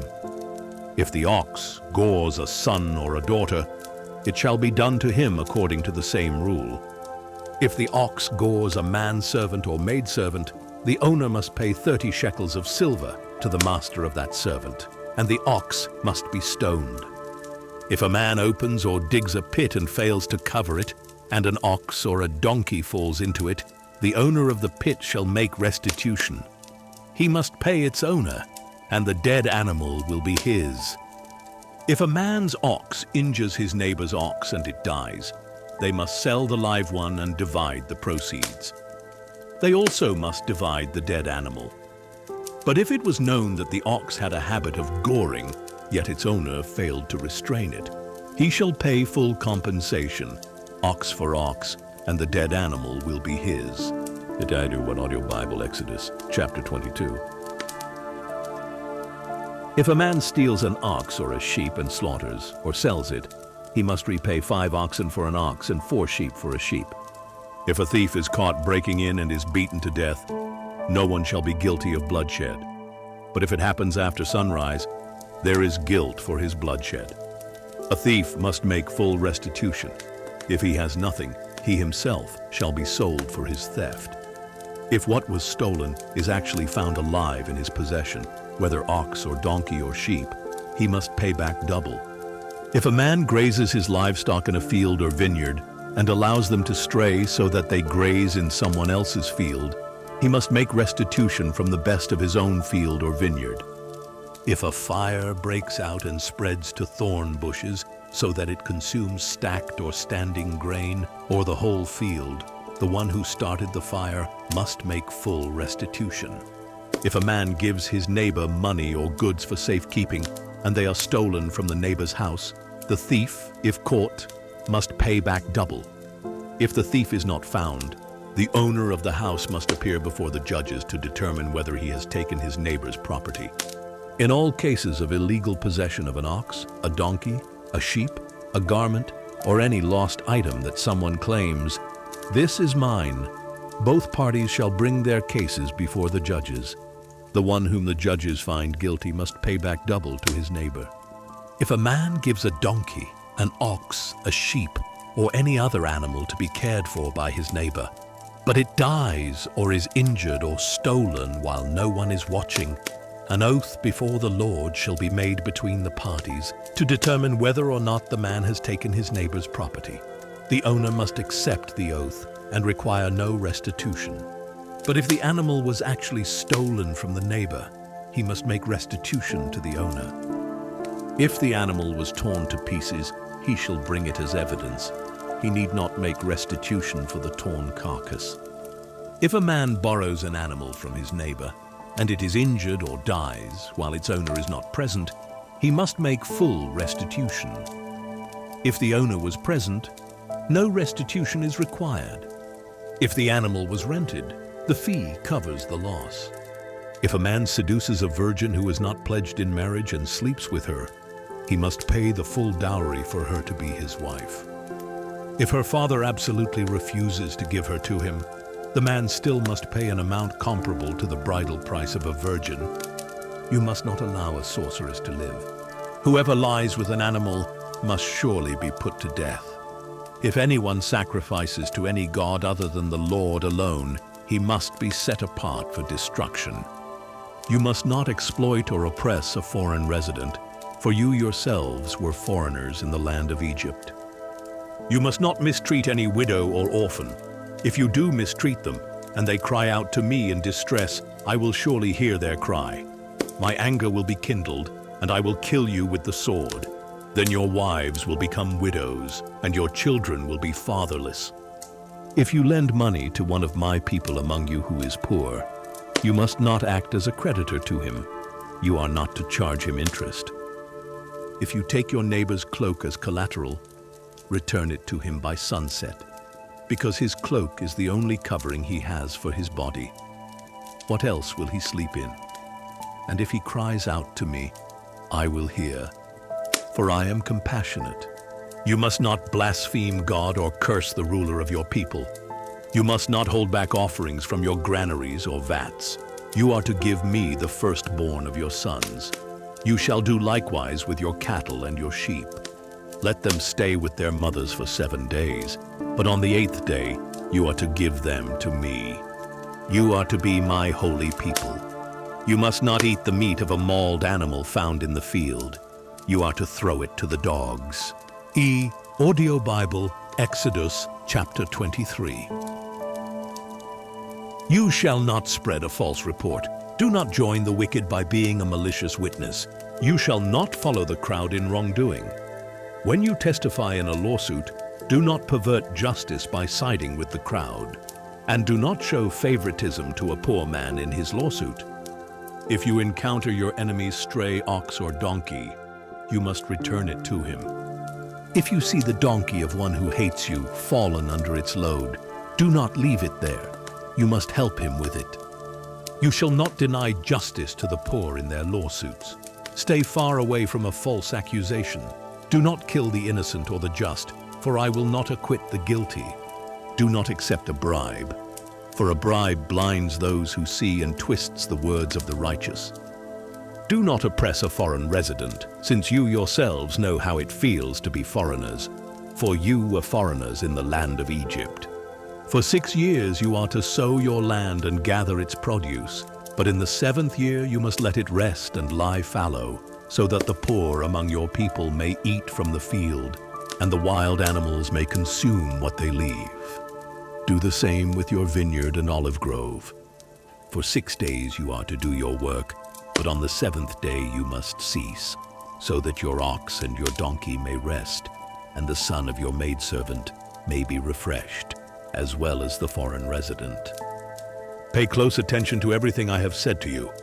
You must not invoke the names of other gods. They must not be heard on your lips. 3 times a year you are to celebrate a feast to me. You are to keep the feast of unleavened bread as I commanded you. At the appointed time in the month of Abib, you are to eat unleavened bread for 7 days, because that was the month you came out of Egypt. No one may appear before me empty-handed. You are also to keep the feast of harvest with the first fruits of the produce from what you sow in the field, and keep the feast of ingathering at the end of the year, when you gather your produce from the field. 3 times a year, all your males are to appear before the Lord God. You must not offer the blood of my sacrifices with anything leavened, nor may the fat of my feast remain until morning. Bring the best of the first fruits of your soil to the house of the Lord your God. You must not cook a young goat in its mother's milk. Behold, I am sending an angel before you to protect you along the way and to bring you to the place I have prepared. Pay attention to him and listen to his voice. Do not defy him, for he will not forgive rebellion, since my name is in him. But if you will listen carefully to his voice and do everything I say, I will be an enemy to your enemies and a foe to your foes. For my angel will go before you and bring you into the land of the Amorites, Hittites, Perizzites, Canaanites, Hivites, and Jebusites, and I will annihilate them. You must not bow down to their gods, or serve them, or follow their practices. Instead, you are to demolish them and smash their sacred stones to pieces. So you shall serve the Lord your God, and he will bless your bread and your water. And I will take away sickness from among you. No woman in your land will miscarry or be barren. I will fulfill the number of your days. I will send my terror ahead of you and throw into confusion every nation you encounter. I will make all your enemies turn and run. I will send the hornet before you to drive the Hivites and Canaanites and Hittites out of your way. I will not drive them out before you in a single year. Otherwise, the land would become desolate and wild animals would multiply against you. Little by little, I will drive them out ahead of you until you become fruitful and possess the land. And I will establish your borders from the Red Sea to the Sea of the Philistines, and from the desert to the Euphrates. For I will deliver the inhabitants into your hand, and you will drive them out before you. You shall make no covenant with them, or with their gods. They must not remain in your land, lest they cause you to sin against me. For if you serve their gods, it will surely be a snare to you. Audio Bible, Exodus, chapter 24. Then the Lord said to Moses, "Come up to the Lord, you and Aaron, Nadab and Abihu, and 70 of Israel's elders, and you are to worship at a distance. Moses alone shall approach the Lord, but the others must not come near, and the people may not go up with him." When Moses came and told the people all the words and ordinances of the Lord, they all responded with one voice, "All the words that the Lord has spoken, we will do." And Moses wrote down all the words of the Lord. Early the next morning he got up and built an altar at the base of the mountain, along with 12 pillars for the 12 tribes of Israel. Then he sent out some young men of Israel, and they offered burnt offerings and sacrificed young bulls as peace offerings to the Lord. Moses took half of the blood and put it in bowls, and the other half he splattered on the altar. Then he took the book of the covenant and read it to the people, who replied, "All that the Lord has spoken we will do, and we will be obedient." So Moses took the blood, splattered it on the people, and said, "This is the blood of the covenant that the Lord has made with you in accordance with all these words." Then Moses went up with Aaron, Nadab and Abihu, and 70 of the elders of Israel, and they saw the God of Israel. Under his feet was a work like a pavement made of sapphire, as clear as the sky itself. But God did not lay his hand on the nobles of Israel. They saw him, and they ate and drank. Then the Lord said to Moses, "Come up to me on the mountain and stay here, so that I may give you the tablets of stone, with the law and commandments I have written for their instruction." So Moses set out with Joshua his attendant and went up on the mountain of God. And he said to the elders, "Wait here for us until we return to you. Aaron and Hur are here with you. Whoever has a dispute can go to them." When Moses went up on the mountain, the cloud covered it, and the glory of the Lord settled on Mount Sinai. For 6 days the cloud covered it, and on the 7th day the Lord called to Moses from within the cloud. And the sight of the glory of the Lord was like a consuming fire on the mountaintop in the eyes of the Israelites. Moses entered the cloud as he went up on the mountain, and he remained on the mountain 40 days and 40 nights. Audio Bible, Exodus chapter 25. Then the Lord said to Moses, "Tell the Israelites to bring me an offering. You are to receive my offering from every man whose heart compels him. This is the offering you are to accept from them: gold, silver, and bronze, blue, purple, and scarlet yarn, fine linen and goat hair, ram skins dyed red and fine leather, acacia wood, olive oil for the light, spices for the anointing oil and for the fragrant incense, and onyx stones and gemstones to be mounted on the ephod and breastpiece. And they are to make a sanctuary for me, so that I may dwell among them. You must make the tabernacle and design all its furnishings according to the pattern I show you. And they are to construct an ark of acacia wood, 2.5 cubits long, 1.5 cubits wide, and 1.5 cubits high. Overlay it with pure gold both inside and out, and make a gold molding around it. Cast 4 gold rings for it, and fasten them to its 4 feet, 2 rings on one side and 2 on the other. And make poles of acacia wood, and overlay them with gold. Insert the poles into the rings on the sides of the ark in order to carry it. The poles are to remain in the rings of the ark. They must not be removed. And place inside the ark the testimony which I will give you. And you are to construct a mercy seat of pure gold, 2.5 cubits long and 1.5 cubits wide. Make 2 cherubim of hammered gold at the ends of the mercy seat, 1 cherub on one end and 1 on the other, all made from 1 piece of gold. And the cherubim are to have wings that spread upward, overshadowing the mercy seat. The cherubim are to face each other, looking toward the mercy seat. Set the mercy seat atop the ark, and put the testimony that I will give you into the ark. And I will meet with you there above the mercy seat, between the 2 cherubim that are over the ark of the testimony. I will speak with you about all that I command you regarding the Israelites. You are also to make a table of acacia wood, 2 cubits long, 1 cubit wide, and 1.5 cubits high. Overlay it with pure gold, and make a gold molding around it. And make a rim around it 1 handbreadth wide, and put a gold molding on the rim. Make 4 gold rings for the table, and fasten them to the 4 corners at its 4 legs. The rings are to be close to the rim, to serve as holders for the poles used to carry the table. Make the poles of acacia wood, and overlay them with gold, so that the table may be carried with them. You are also to make the plates and dishes, as well as the pitchers and bowls for pouring drink offerings. Make them out of pure gold. And place the bread of the presence on the table before me at all times.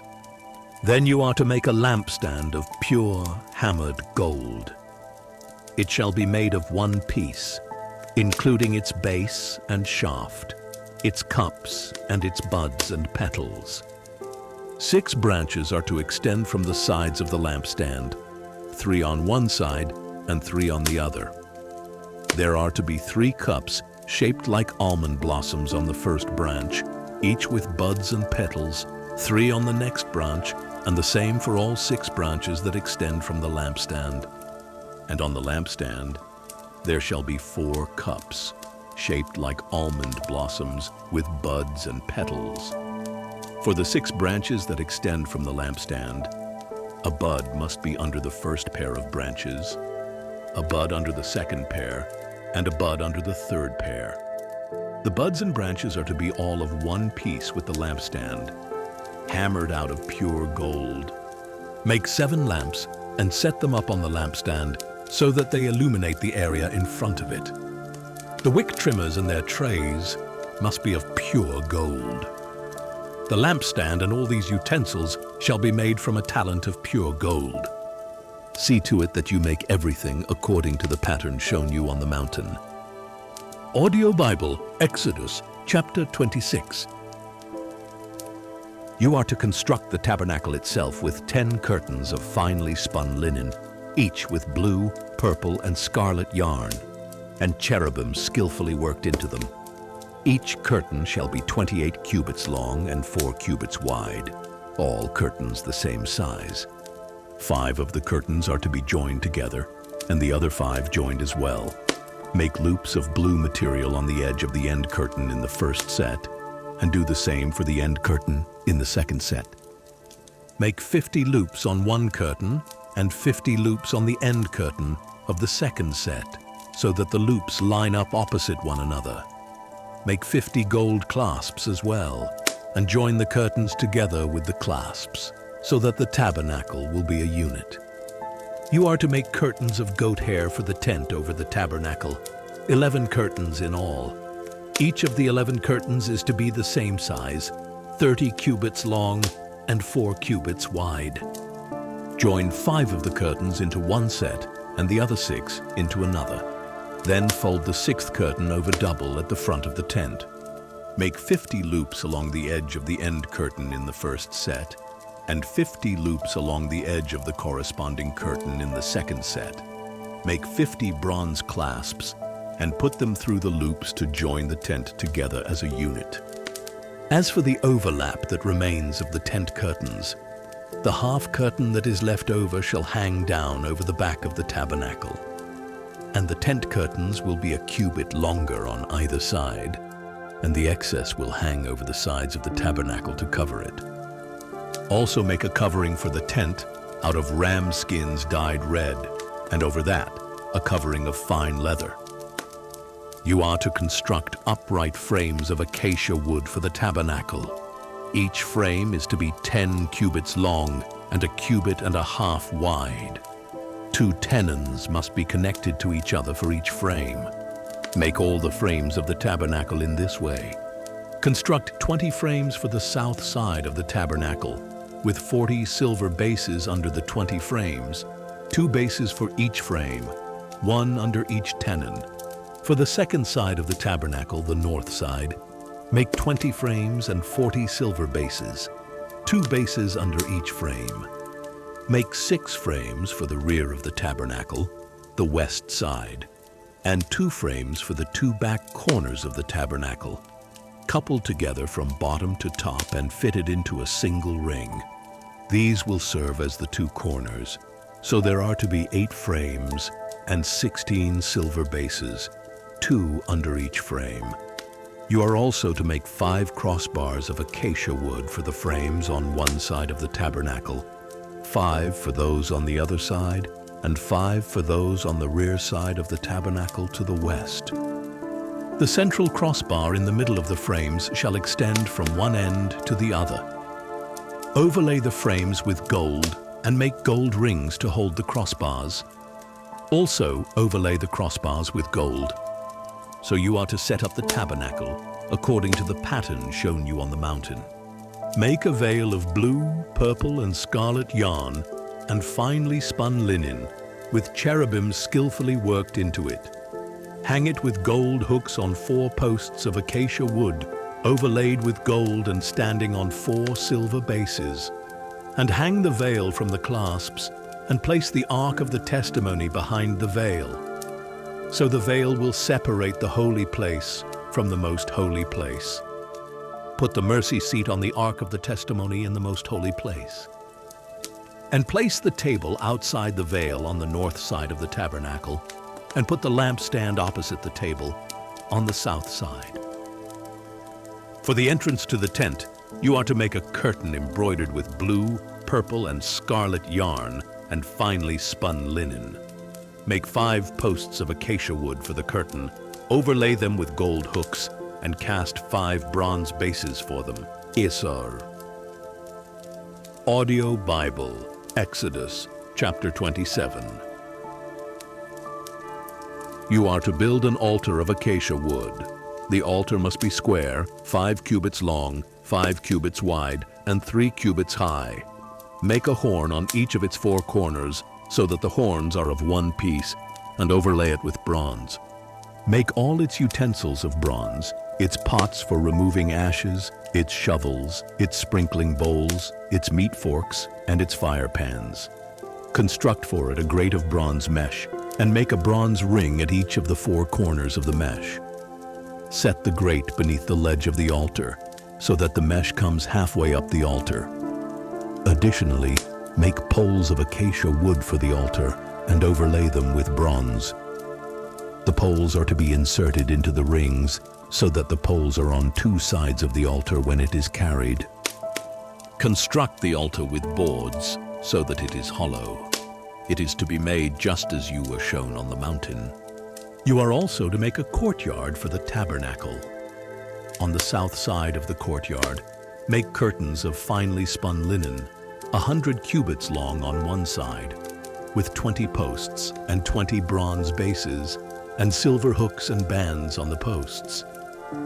Likewise, there are to be curtains on the north side, 100 cubits long, with 20 posts and 20 bronze bases, and with silver hooks and bands on the posts. The curtains on the west side of the courtyard shall be 50 cubits wide, with 10 posts and 10 bases. The east side of the courtyard, toward the sunrise, is to be 50 cubits wide. Make the curtains on one side 15 cubits long, with 3 posts and 3 bases, and the curtains on the other side 15 cubits long, with 3 posts and 3 bases. The gate of the courtyard shall be 20 cubits long, with a curtain embroidered with blue, purple, and scarlet yarn, and finely spun linen. It shall have 4 posts and 4 bases. All the posts around the courtyard shall have silver bands, silver hooks, and bronze bases. The entire courtyard shall be 100 cubits long and 50 cubits wide, with curtains of finely spun linen 5 cubits high, and with bronze bases. All the utensils of the tabernacle for every use, including all its tent pegs and the tent pegs of the courtyard, shall be made of bronze. And you are to command the Israelites to bring you pure oil of pressed olives for the light, to keep the lamps burning continually. In the tent of meeting, outside the veil that is in front of the testimony, Aaron and his sons are to tend the lamps before the Lord from evening until morning. This is to be a permanent statute for the Israelites for the generations to come. Audio Bible, Exodus, chapter 28. Next, have your brother Aaron brought to you from among the Israelites, along with his sons Nadab, Abihu, Eleazar, and Ithamar, to serve me as priests. Make holy garments for your brother Aaron, to give him glory and splendor. You are to instruct all the skilled craftsmen, whom I have filled with a spirit of wisdom, to make garments for Aaron's consecration, so that he may serve me as priest. These are the garments that they shall make: a breastpiece, an ephod, a robe, a woven tunic, a turban, and a sash. They are to make these holy garments for your brother Aaron and his sons, so that they may serve me as priests. They shall use gold, along with blue, purple, and scarlet yarn, and fine linen. They are to make the ephod of finely spun linen, embroidered with gold, and with blue, purple, and scarlet yarn. It shall have 2 shoulder pieces attached at 2 of its corners, so it can be fastened. And the skillfully woven waistband of the ephod must be of 1 piece, of the same workmanship, with gold, with blue, purple, and scarlet yarn, and with finely spun linen. Take 2 onyx stones, and engrave on them the names of the sons of Israel, 6 of their names on 1 stone, and the remaining 6 on the other, in the order of their birth. Engrave the names of the sons of Israel on the 2 stones the way a gem cutter engraves a seal. Then mount the stones in gold filigree settings. Fasten both stones on the shoulder pieces of the ephod as memorial stones for the sons of Israel. Aaron is to bear their names on his 2 shoulders as a memorial before the Lord. Fashion gold filigree settings and 2 chains of pure gold made of braided cordwork, and attach these chains to the settings. You are also to make a breastpiece of judgment with the same workmanship as the ephod. Construct it with gold, with blue, purple, and scarlet yarn, and with finely spun linen. It must be square when folded over double, a span long and a span wide. And mount on it a setting of gemstones, 4 rows of stones. In the first row there shall be a ruby, a topaz, and an emerald. In the second row, a turquoise, a sapphire, and a diamond. In the third row, a jacinth, an agate, and an amethyst. And in the fourth row, a beryl, an onyx, and a jasper. Mount these stones in gold filigree settings. The 12 stones are to correspond to the names of the sons of Israel, each engraved like a seal with the name of one of the 12 tribes. For the breastpiece, make braided chains like cords of pure gold. You are also to make 2 gold rings and fasten them to the 2 corners of the breastpiece. Then fasten the 2 gold chains to the 2 gold rings at the corners of the breastpiece, and fasten the other ends of the 2 chains to the 2 filigree settings, attaching them to the shoulder pieces of the ephod at the front. Make 2 more gold rings and attach them to the other 2 corners of the breastpiece, on the inside edge next to the ephod. Make 2 additional gold rings and attach them to the bottom of the 2 shoulder pieces of the ephod, on its front, near its seam, just above its woven waistband.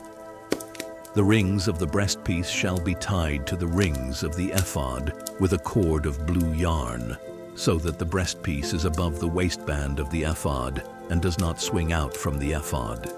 Whenever Aaron enters the holy place, he shall bear the names of the sons of Israel over his heart, on the breastpiece of judgment, as a continual reminder before the Lord, and place the Urim and Thummim in the breastpiece of judgment, so that they will also be over Aaron's heart whenever he comes before the Lord. Aaron will continually carry the judgment of the sons of Israel over his heart before the Lord. You are to make the robe of the ephod entirely of blue cloth, with an opening at its top in the center. Around the opening shall be a woven collar, with an opening like that of a garment, so that it will not tear. Make pomegranates of blue, purple, and scarlet yarn all the way around the lower hem, with gold bells between them, alternating the gold bells and pomegranates around the lower hem of the robe. Aaron must wear the robe whenever he ministers, and its sound will be heard when he enters or exits the sanctuary before the Lord, so that he will not die. You are to make a plate of pure gold, and engrave on it as on a seal, holy to the Lord.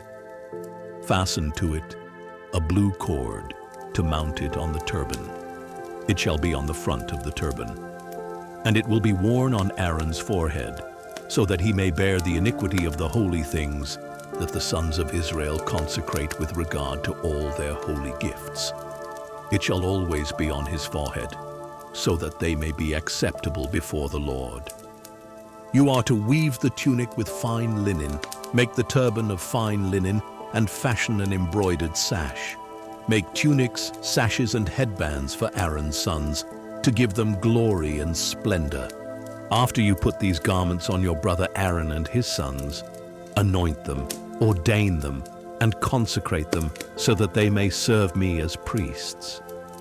Make linen undergarments to cover their bare flesh, extending from waist to thigh.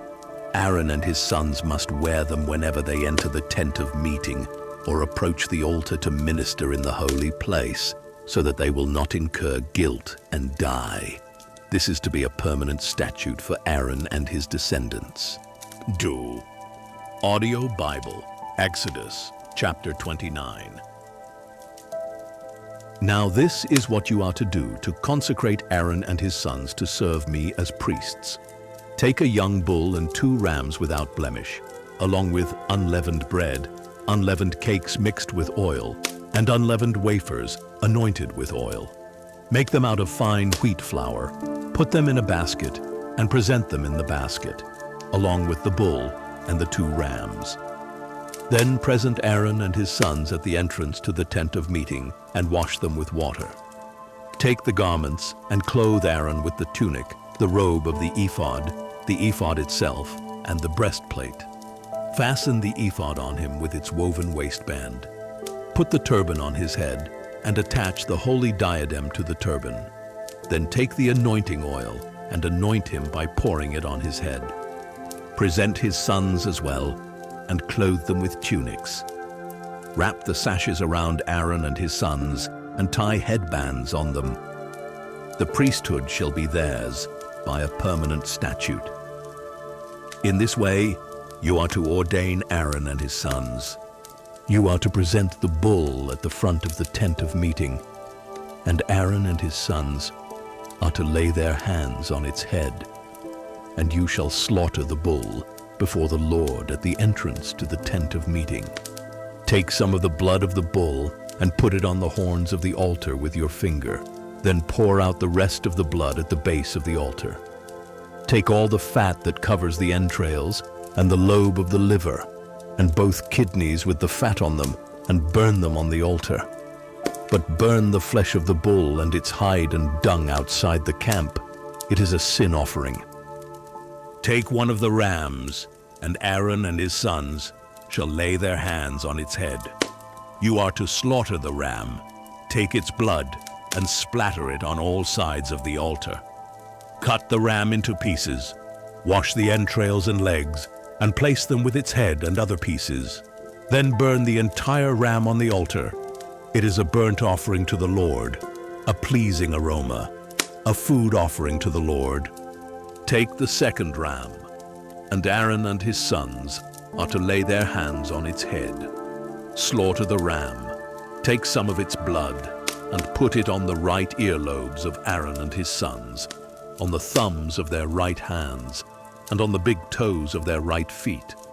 Splatter the remaining blood on all sides of the altar, and take some of the blood on the altar and some of the anointing oil, and sprinkle it on Aaron and his garments, as well as on his sons and their garments. Then he and his garments will be consecrated, as well as his sons and their garments. Take the fat from the ram, the fat tail, the fat covering the entrails, the lobe of the liver, both kidneys with the fat on them, and the right thigh, since this is a ram for ordination, along with 1 loaf of bread, 1 cake of bread made with oil, and 1 wafer from the basket of unleavened bread that is before the Lord. Put all these in the hands of Aaron and his sons, and wave them before the Lord as a wave offering. Then take them from their hands and burn them on the altar atop the burnt offering as a pleasing aroma before the Lord. It is a food offering to the Lord. Take the breast of the ram of Aaron's ordination and wave it before the Lord as a wave offering, and it will be your portion. Consecrate for Aaron and his sons the breast of the wave offering that is waved, and the thigh of the heave offering that is lifted up from the ram of ordination. This will belong to Aaron and his sons as a regular portion from the Israelites, for it is the heave offering the Israelites will make to the Lord from their peace offerings. The holy garments that belong to Aaron will belong to his sons after him, so they can be anointed and ordained in them. The son who succeeds him as priest and enters the tent of meeting to minister in the holy place must wear them for 7 days. You are to take the ram of ordination and boil its flesh in a holy place. At the entrance to the tent of meeting, Aaron and his sons are to eat the meat of the ram and the bread that is in the basket. They must eat those things by which atonement was made for their ordination and consecration. But no outsider may eat them, because these things are sacred. And if any of the meat of ordination or any bread is left until the morning, you are to burn up the remainder. It must not be eaten, because it is sacred. This is what you are to do for Aaron and his sons, based on all that I have commanded you, taking 7 days to ordain them. Sacrifice a bull as a sin offering each day for atonement. Purify the altar by making atonement for it, and anoint it to consecrate it. For 7 days you shall make atonement for the altar and consecrate it. Then the altar will become most holy, Whatever touches the altar will be holy. This is what you are to offer regularly on the altar, each day. 2 lambs that are a year old. Offer 1 lamb in the morning and the other at twilight. With the first lamb offer 1/10 of an ephah of fine flour, mixed with 1/4 hin of oil from pressed olives, and a drink offering of 1/4 hin of wine. And offer the second lamb at twilight, with the same grain offering and drink offering as in the morning, as a pleasing aroma, a food offering to the Lord. For the generations to come, this burnt offering shall be made regularly at the entrance to the tent of meeting before the Lord, where I will meet you to speak with you. I will also meet with the Israelites there, and that place will be consecrated by my glory. So I will consecrate the tent of meeting and the altar, and I will consecrate Aaron and his sons to serve me as priests. Then I will dwell among the Israelites and be their God. And they will know that I am the Lord their God, who brought them out of the land of Egypt, so that I might dwell among them. I am the Lord their God. Audio Bible, Exodus chapter 30. You are also to make an altar of acacia wood for the burning of incense. It is to be square, 1 cubit long, 1 cubit wide, and 2 cubits high. Its horns must be of 1 piece. Overlay with pure gold the top and all the sides and horns, and make a molding of gold around it. And make 2 gold rings below the molding on opposite sides to hold the poles used to carry it. Make the poles of acacia wood and overlay them with gold. Place the altar in front of the veil that is before the ark of the testimony, before the mercy seat that is over the testimony, where I will meet with you. And Aaron is to burn fragrant incense on it every morning when he tends the lamps. When Aaron sets up the lamps at twilight, he must burn the incense perpetually before the Lord for the generations to come. On this altar you must not offer unauthorized incense, or a burnt offering or grain offering, nor are you to pour a drink offering on it. Once a year Aaron shall make atonement on the horns of the altar. Throughout your generations, he shall make atonement on it annually with the blood of the sin offering of atonement. The altar is most holy to the Lord. Then the Lord said to Moses, "When you take a census of the Israelites to number them, each man must pay the Lord a ransom for his life when he is counted. Then no plague will come upon them when they are numbered. Everyone who crosses over to those counted must pay a half shekel, according to the sanctuary shekel, which weighs 20 gerahs. This half shekel is an offering to the Lord. Everyone 20 years of age or older who crosses over must give this offering to the Lord. In making the offering to the Lord to atone for your lives, the rich shall not give more than a half shekel, nor shall the poor give less. Take the atonement money from the Israelites and use it for the service of the tent of meeting. It will serve as a memorial for the Israelites before the Lord to make atonement for your lives." And the Lord said to Moses, "You are to make a bronze basin with a bronze stand for washing. Set it between the tent of meeting and the altar, and put water in it, with which Aaron and his sons are to wash their hands and feet. Whenever they enter the tent of meeting or approach the altar to minister by presenting a food offering to the Lord, they must wash with water so that they will not die. Thus they are to wash their hands and feet so that they will not die. This shall be a permanent statute for Aaron and his descendants for the generations to come." Then the Lord said to Moses, "Take the finest spices, 500 shekels of liquid myrrh, half that amount, 250 shekels, of fragrant cinnamon, 250 shekels of fragrant cane, 500 shekels of cassia, all according to the sanctuary shekel, and a hin of olive oil. Prepare from these a sacred anointing oil, a fragrant blend, the work of a perfumer. It will be a sacred anointing oil. Use this oil to anoint the tent of meeting, the ark of the testimony, the table and all its utensils, the lampstand and its utensils, the altar of incense, the altar of burnt offering and all its utensils, and the basin with its stand.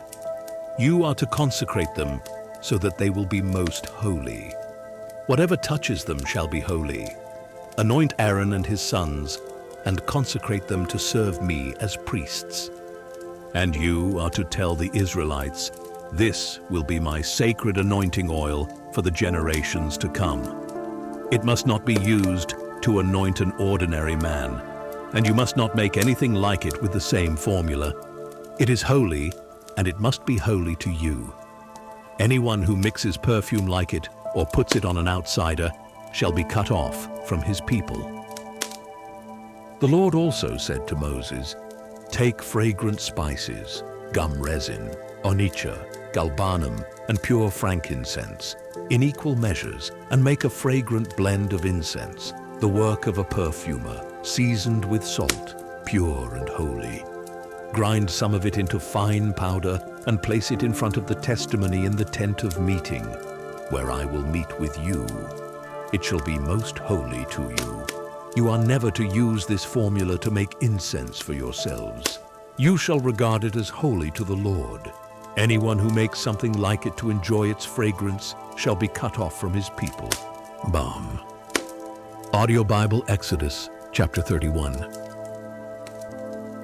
Then the Lord said to Moses, see, I have called by name Bezalel, son of Uri, the son of Hur, of the tribe of Judah.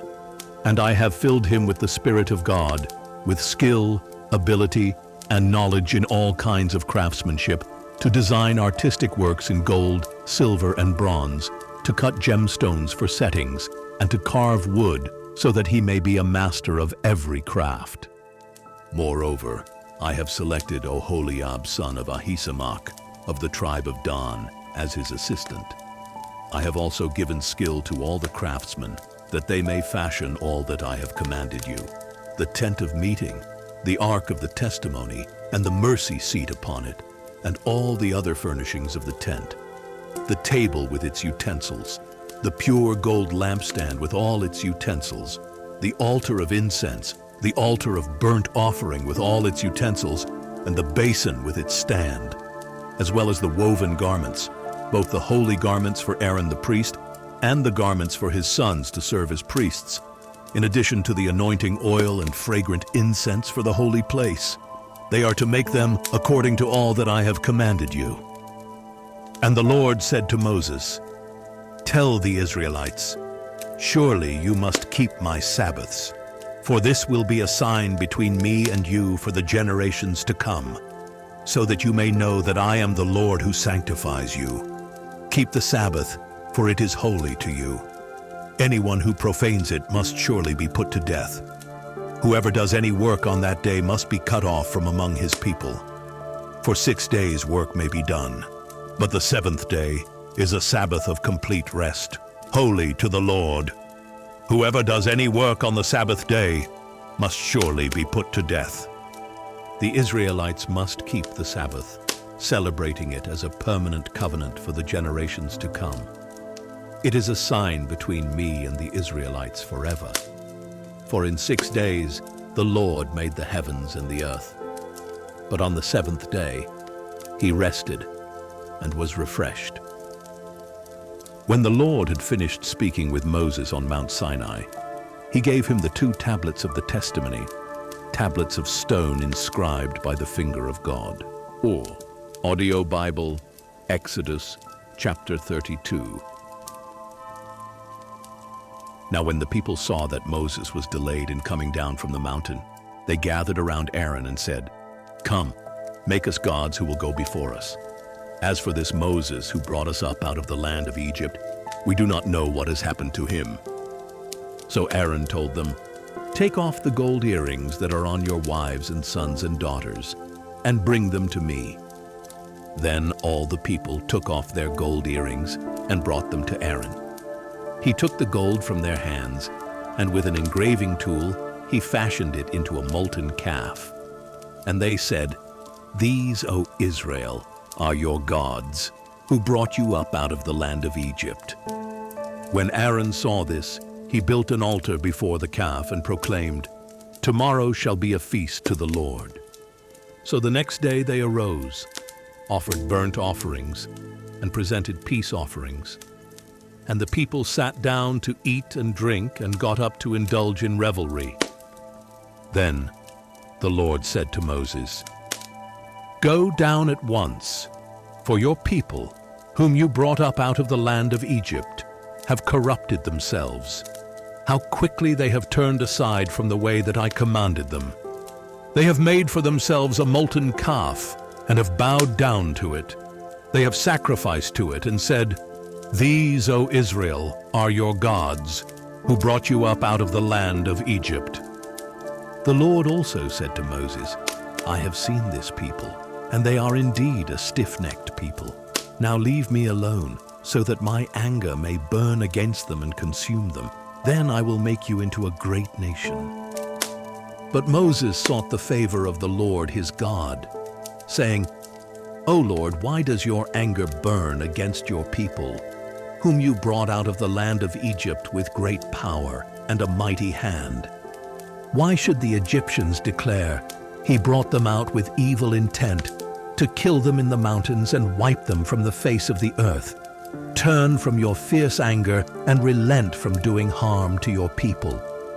Remember your servants, Abraham, Isaac, and Israel, to whom you swore by your very self when you declared, 'I will make your descendants as numerous as the stars in the sky, and I will give your descendants all this land that I have promised, and it shall be their inheritance forever.'"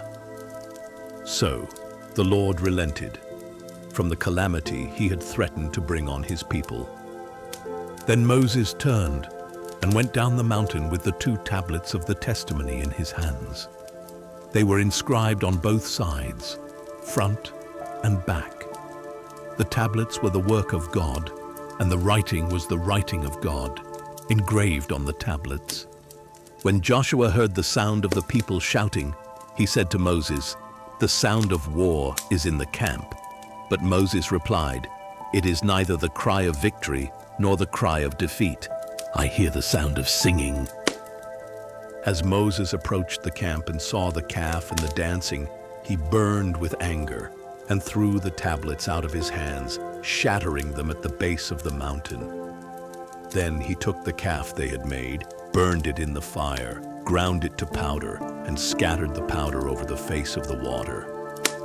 Then he forced the Israelites to drink it. "What did this people do to you?" Moses asked Aaron, "that you have led them into so great a sin?" "Do not be enraged, my lord," Aaron replied. "You yourself know that the people are intent on evil. They told me, 'Make us gods who will go before us.'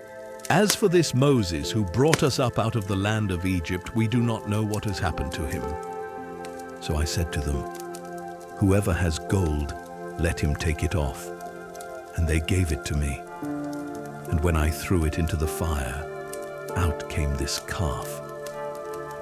Moses saw that the people were out of control, for Aaron had let them run wild and become a laughingstock to their enemies.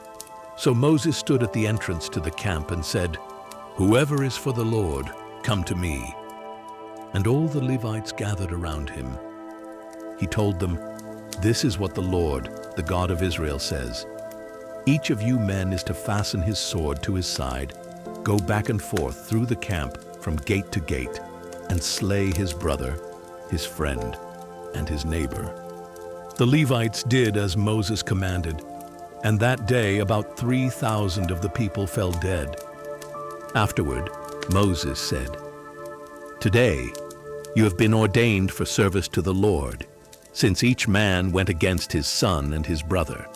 So the Lord has bestowed a blessing on you this day." The next day, Moses said to the people, "You have committed a great sin.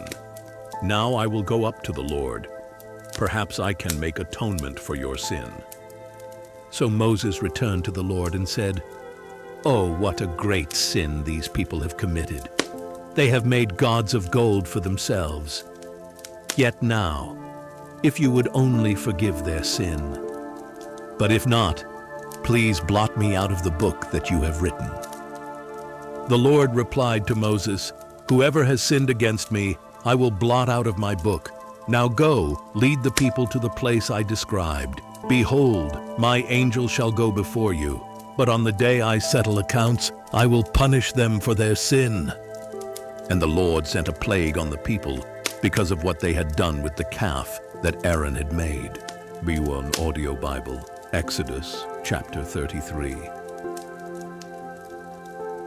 Then the Lord said to Moses, "Leave this place, you and the people you brought up out of the land of Egypt, and go to the land that I promised to Abraham, Isaac, and Jacob, when I said, 'I will give it to your descendants.' And I will send an angel before you, and I will drive out the Canaanites, Amorites, Hittites, Perizzites, Hivites, and Jebusites. Go up to a land flowing with milk and honey. But I will not go with you, because you are a stiff-necked people. Otherwise, I might destroy you on the way." When the people heard this bad news, they went into mourning, and no one put on any of his jewelry. For the Lord had said to Moses, "Tell the Israelites, you are a stiff-necked people. If I should go with you for a single moment, I would destroy you. Now take off your jewelry, and I will decide what to do with you." So the Israelites stripped themselves of their jewelry from Mount Horeb onward. Now Moses used to take the tent and pitch it at a distance outside the camp. He called it the tent of meeting, and anyone inquiring of the Lord would go to the tent of meeting outside the camp. Then, whenever Moses went out to the tent, all the people would stand at the entrances to their own tents and watch Moses until he entered the tent. As Moses entered the tent, the pillar of cloud would come down and remain at the entrance, and the Lord would speak with Moses. When all the people saw the pillar of cloud standing at the entrance to the tent, they would stand up and worship, each one at the entrance to his own tent. Thus the Lord would speak to Moses face to face, as a man speaks to his friend. Then Moses would return to the camp, but his young assistant Joshua, son of Nun, would not leave the tent. Then Moses said to the Lord, "Look, you have been telling me, 'Lead this people up,' but you have not let me know whom you will send with me. Yet you have said, 'I know you by name, and you have found favor in my sight.' Now if indeed I have found favor in your sight, please let me know your ways, that I may know you and find favor in your sight. Remember that this nation is your people." And the Lord answered, "My presence will go with you, and I will give you rest." "If your presence does not go with us," Moses replied, "do not lead us up from here. For how then can it be known that your people and I have found favor in your sight, unless you go with us? How else will we be distinguished from all the other people on the face of the earth?" So the Lord said to Moses, "I will do this very thing you have asked, for you have found favor in my sight, and I know you by name." Then Moses said, "Please show me your glory." "I will cause all my goodness to pass before you," the Lord replied, "and I will proclaim my name, the Lord, in your presence. I will have mercy on whom I have mercy, and I will have compassion on whom I have compassion." But he added, "You cannot see my face, for no one can see me and live." The Lord continued, "There is a place near me where you are to stand upon a rock, and when my glory passes by, I will put you in a cleft of the rock and cover you with my hand until I have passed by. Then I will take my hand away, and you will see my back, but my face must not be seen." Audio Bible, Exodus chapter 34. Then the Lord said to Moses, "Chisel out 2 stone tablets like the originals, and I will write on them the words that were on the first tablets, which you broke. Be ready in the morning, and come up on Mount Sinai to present yourself before me on the mountaintop. No one may go up with you. In fact, no one may be seen anywhere on the mountain, Not even the flocks or herds may graze in front of the mountain." So Moses chiseled out 2 stone tablets like the originals. He rose early in the morning, and taking the 2 stone tablets in his hands, he went up Mount Sinai as the Lord had commanded him. And the Lord descended in a cloud, stood with him there, and proclaimed his name, the Lord. Then the Lord passed in front of Moses and called out, the Lord God, is compassionate and gracious, slow to anger, abounding in loving devotion and faithfulness, maintaining loving devotion to 1,000 generations, forgiving iniquity, transgression, and sin. Yet he will by no means leave the guilty unpunished. He will visit the iniquity of the fathers on their children and grandchildren to the 3rd and 4th generations. Moses immediately bowed down to the ground and worshipped. "O Lord," he said, "if I have indeed found favor in your sight, my Lord, please go with us. Although this is a stiff-necked people, forgive our iniquity and sin, and take us as your inheritance." And the Lord said, "Behold, I am making a covenant. Before all your people, I will perform wonders that have never been done in any nation in all the world. All the people among whom you live will see the Lord's work, for it is an awesome thing that I am doing with you. Observe what I command you this day. I will drive out before you the Amorites, Canaanites, Hittites, Perizzites, Hivites, and Jebusites. Be careful not to make a treaty with the inhabitants of the land you are entering, lest they become a snare in your midst.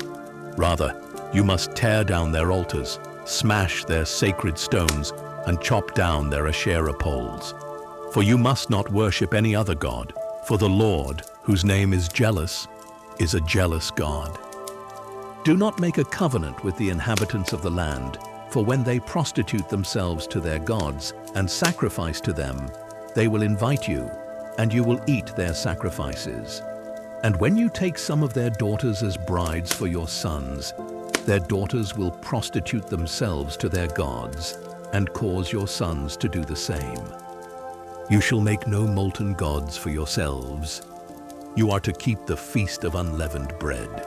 For 7 days at the appointed time in the month of Abib, you are to eat unleavened bread, as I commanded you. For in the month of Abib you came out of Egypt. The first offspring of every womb belongs to me, including all the firstborn males among your livestock, whether cattle or sheep. You must redeem the firstborn of a donkey with a lamb. But if you do not redeem it, you are to break its neck. You must redeem all the firstborn of your sons. No one shall appear before me empty-handed. 6 days you shall labor, but on the 7th day you shall rest. Even in the seasons of plowing and harvesting, you must rest. And you are to celebrate the Feast of Weeks, with the first fruits of the wheat harvest, and the Feast of Ingathering at the turn of the year. 3 times a year all your males are to appear before the Lord God, the God of Israel. For I will drive out the nations before you and enlarge your borders, and no one will covet your land when you go up 3 times a year to appear before the Lord your God. Do not offer the blood of a sacrifice to me along with anything leavened, and do not let any of the sacrifice from the Passover feast remain until morning. Bring the best of the first fruits of your soil to the house of the Lord your God. You must not cook a young goat in its mother's milk. The Lord also said to Moses, "Write down these words, for in accordance with these words I have made a covenant with you and with Israel." So Moses was there with the Lord 40 days and 40 nights, without eating bread or drinking water. He wrote on the tablets the words of the covenant, the 10 commandments. And when Moses came down from Mount Sinai with the 2 tablets of the testimony in his hands, he was unaware that his face had become radiant from speaking with the Lord. Aaron and all the Israelites looked at Moses, and behold, his face was radiant, and they were afraid to approach him. But Moses called out to them, So Aaron and all the leaders of the congregation returned to him, and Moses spoke to them. And after this, all the Israelites came near, and Moses commanded them to do everything that the Lord had told him on Mount Sinai. When Moses had finished speaking with them, he put a veil over his face. But whenever Moses went in before the Lord to speak with him, he would remove the veil until he came out. And when he came out, he would tell the Israelites what he had been commanded, and the Israelites would see that the face of Moses was radiant. So Moses would put the veil back over his face until he went in to speak with the Lord. Audio Bible, Exodus, chapter 35. Then Moses assembled the whole congregation of Israel and said to them, "These are the things that the Lord has commanded you to do. For 6 days work may be done, but the seventh day shall be your holy day, a Sabbath of complete rest to the Lord. Whoever does any work on that day must be put to death. Do not light a fire in any of your dwellings on the Sabbath day." Moses also told the whole congregation of Israel, "This is what the Lord has commanded. Take from among you an offering to the Lord. Let everyone whose heart is willing bring an offering to the Lord: gold, silver, and bronze, blue, purple, and scarlet yarn, fine linen and goat hair, ram skins dyed red and fine leather, acacia wood, olive oil for the light, spices for the anointing oil and for the fragrant incense, and onyx stones and gemstones to be mounted on the ephod and breastpiece.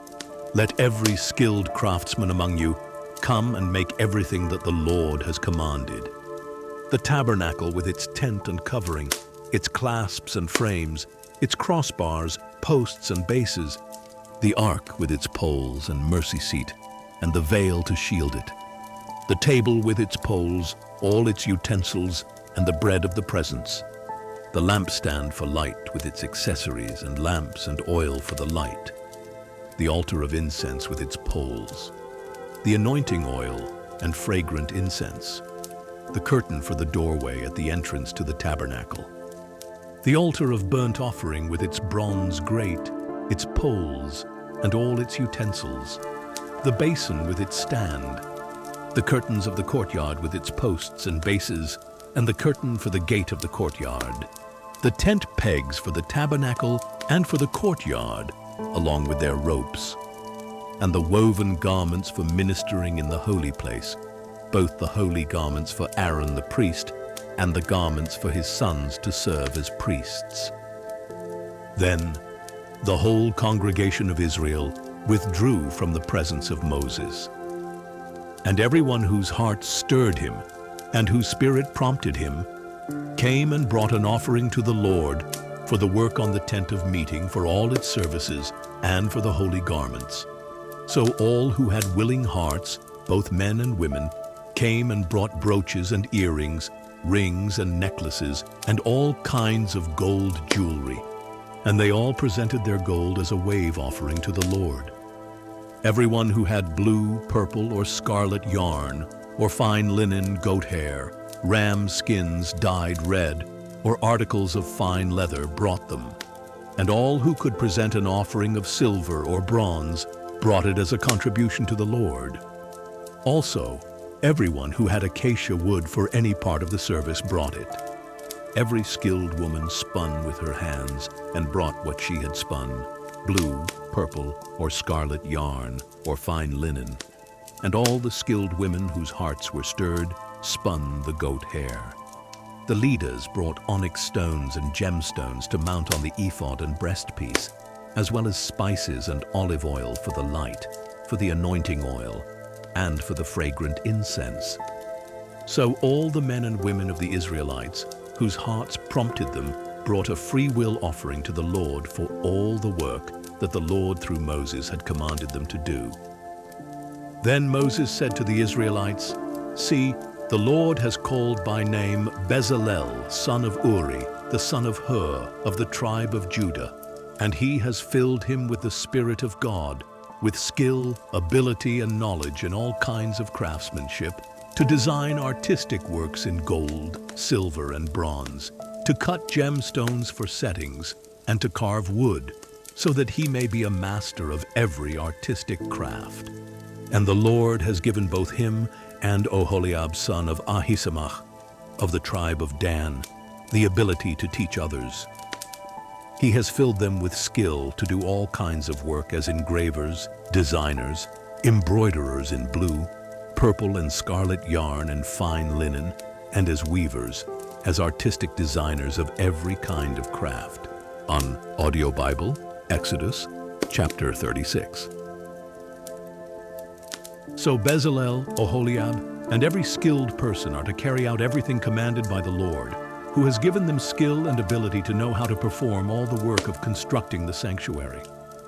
Then Moses summoned Bezalel, Oholiab, and every skilled person whom the Lord had gifted, everyone whose heart stirred him to come and do the work. They received from Moses all the contributions that the Israelites had brought to carry out the service of constructing the sanctuary. Meanwhile, the people continued to bring free-will offerings morning after morning, so that all the skilled craftsmen who were doing all the work on the sanctuary left their work and said to Moses, "The people are bringing more than enough for doing the work the Lord has commanded us to do." After Moses had given an order, they sent a proclamation throughout the camp. No man or woman should make anything else as an offering for the sanctuary.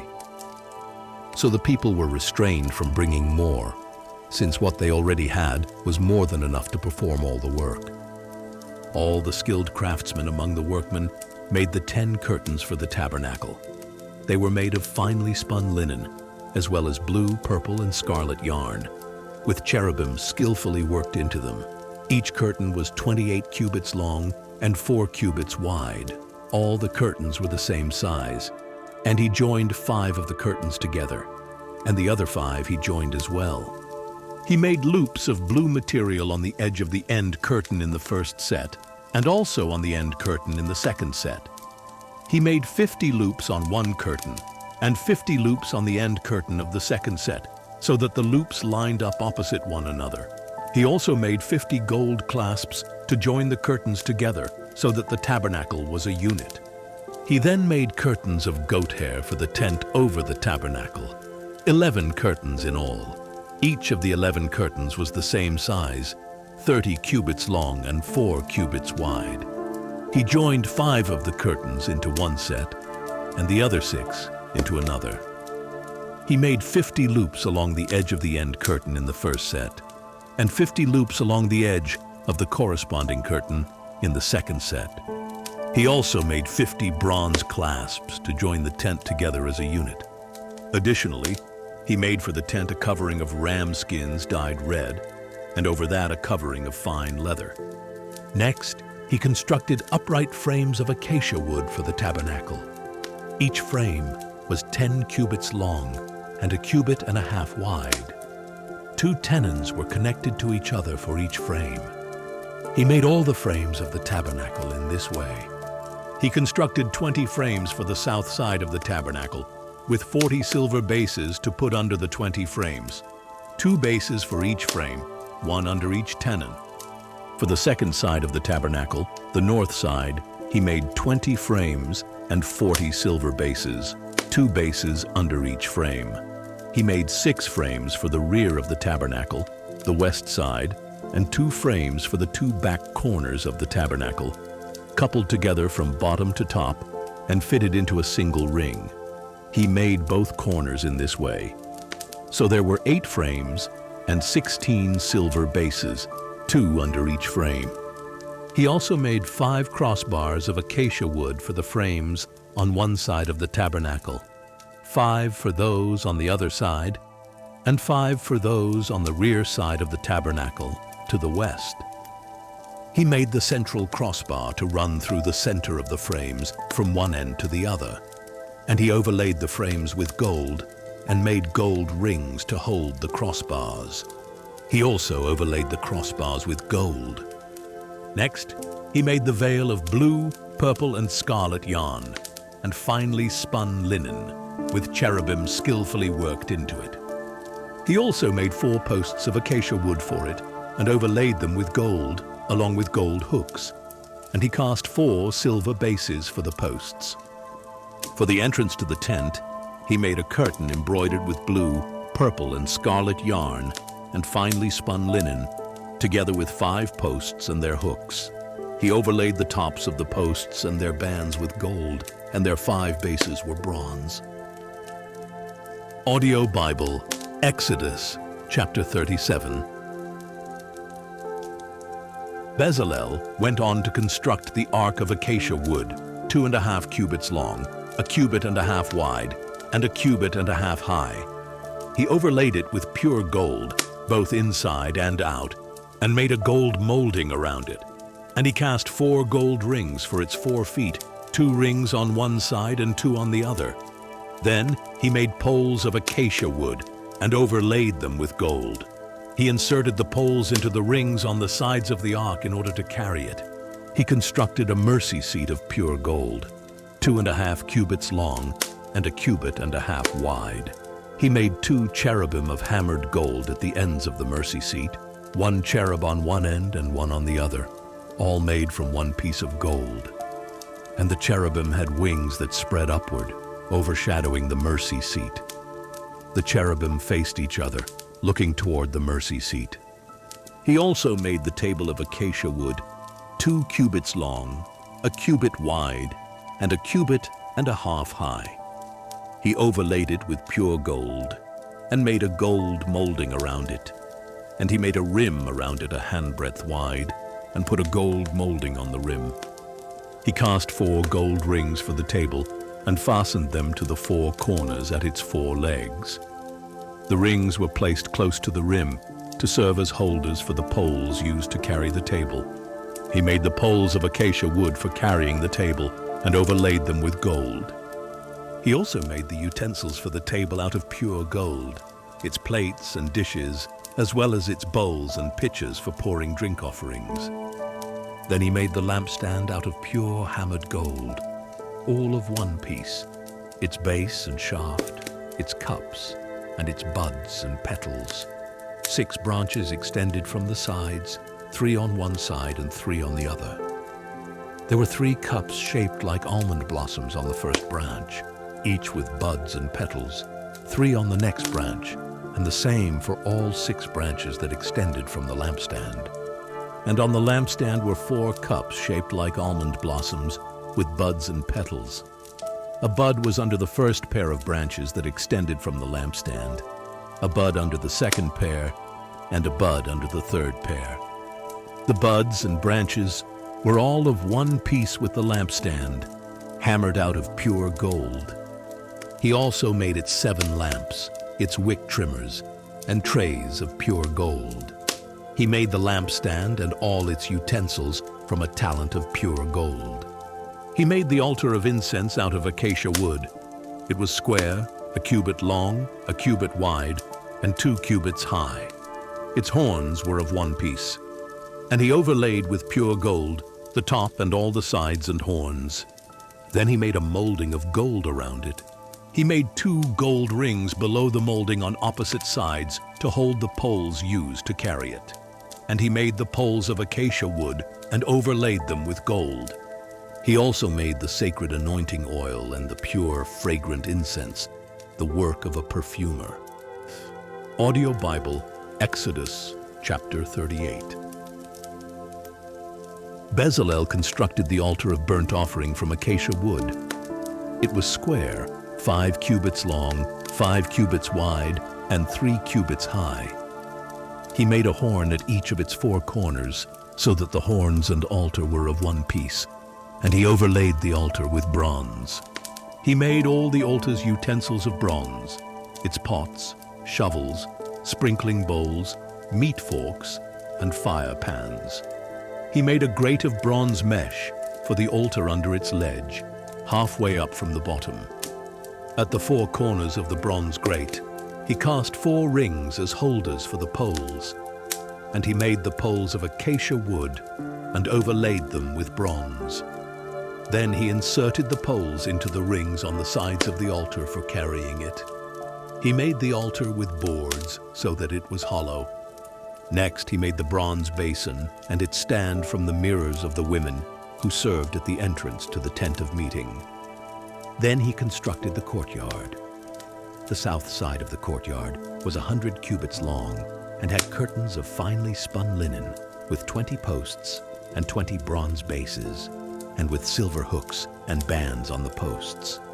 The north side was also 100 cubits long, with 20 posts and 20 bronze bases. The hooks and bands of the posts were silver.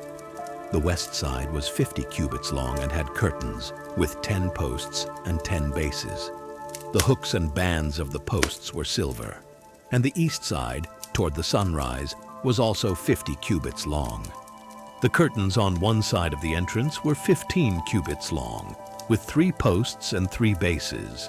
And the curtains on the other side were also 15 cubits long, with 3 posts and 3 bases as well. All the curtains around the courtyard were made of finely spun linen. The bases for the posts were bronze, the hooks and bands were silver, and the plating for the tops of the posts was silver. So all the posts of the courtyard were banded with silver.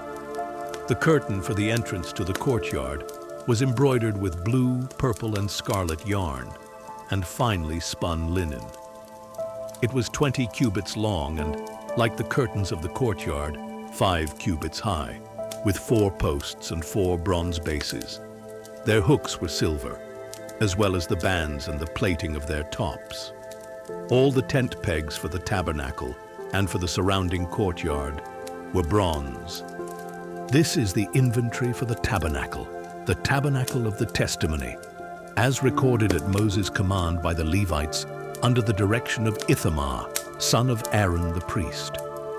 Bezalel, son of Uri, the son of Hur, of the tribe of Judah, made everything that the Lord had commanded Moses. With him was Oholiab, son of Ahisamach, of the tribe of Dan, an engraver, designer, and embroiderer in blue, purple, and scarlet yarn, and fine linen. All the gold from the wave offering used for the work on the sanctuary totaled 29 talents and 730 shekels, according to the sanctuary shekel. The silver from those numbered among the congregation totaled 100 talents and 1,775 shekels, according to the sanctuary shekel, a becker per person, that is, half a shekel, according to the sanctuary shekel, from everyone 20 years of age or older who had crossed over to be numbered, a total of 603,550 men. The 100 talents of silver were used to cast the bases of the sanctuary and the bases of the veil, 100 bases from the 100 talents, 1 talent per base. With the 1,775 shekels of silver, he made the hooks for the posts, overlaid their tops, and supplied bands for them. The bronze from the wave offering totaled 70 talents and 2,400 shekels. He used it to make the bases for the entrance to the tent of meeting, the bronze altar and its bronze grating, all the utensils for the altar, the bases for the surrounding courtyard and its gate, and all the tent pegs for the tabernacle and its surrounding courtyard. Audio Bible Exodus chapter 39. From the blue, purple, and scarlet yarn, they made specially woven garments for ministry in the sanctuary, as well as the holy garments for Aaron, just as the Lord had commanded Moses. Bezalel made the ephod of finely spun linen embroidered with gold and with blue, purple, and scarlet yarn. They hammered out thin sheets of gold and cut threads from them to interweave with the blue, purple, and scarlet yarn and fine linen, the work of a skilled craftsman. They made shoulder pieces for the ephod, which were attached at 2 of its corners so it could be fastened. And the skillfully woven waistband of the ephod was of one piece with the ephod, of the same workmanship, with gold, with blue, purple, and scarlet yarn, and with finely spun linen, just as the Lord had commanded Moses. They mounted the onyx stones in gold filigree settings, engraved like a seal with the names of the sons of Israel.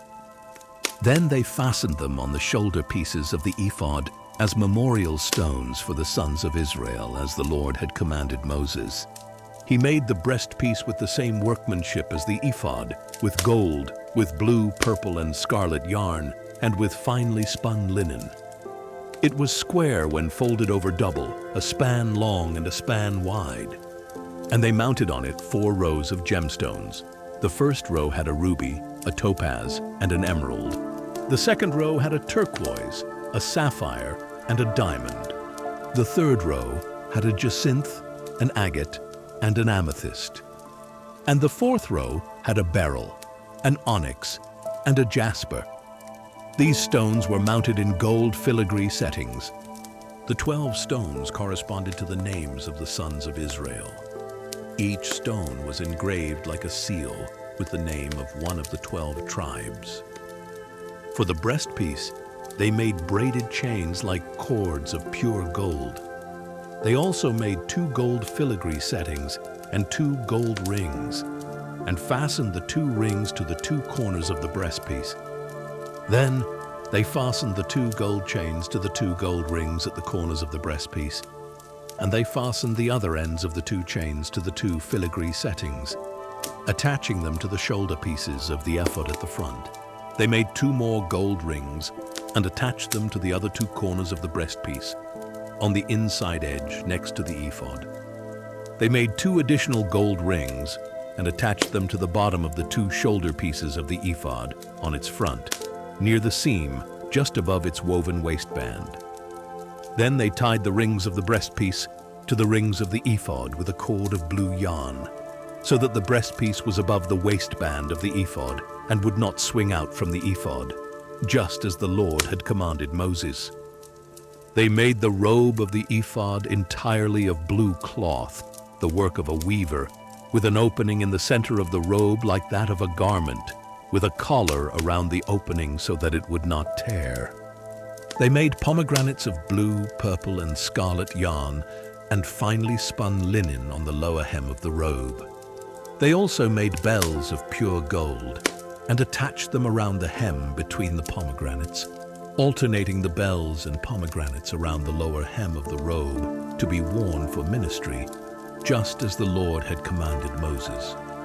For Aaron and his sons, they made tunics of fine linen, the work of a weaver, as well as the turban of fine linen, the ornate headbands and undergarments of finely spun linen, and the sash of finely spun linen, embroidered with blue, purple, and scarlet yarn, just as the Lord had commanded Moses.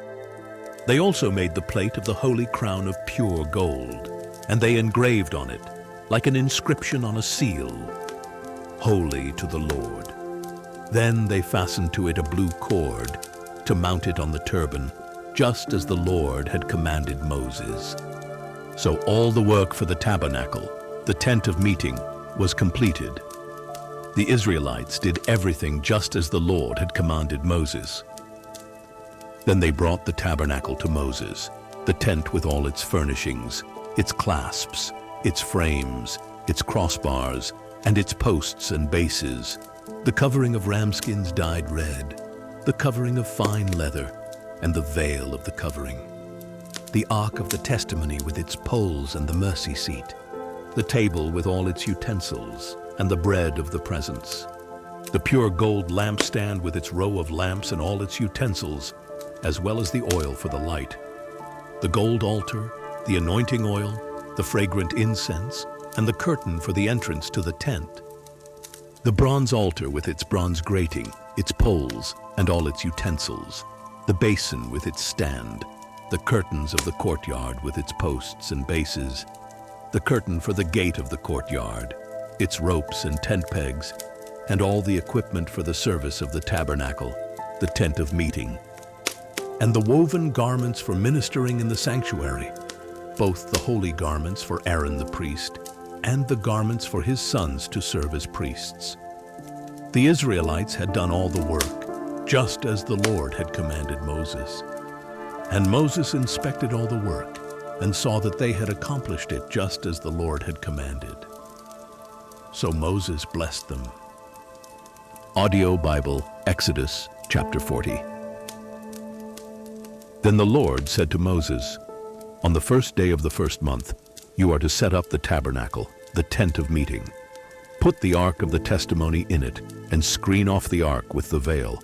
Then bring in the table and set out its arrangement. Bring in the lampstand as well and set up its lamps. Place the gold altar of incense in front of the ark of the testimony and hang the curtain at the entrance to the tabernacle.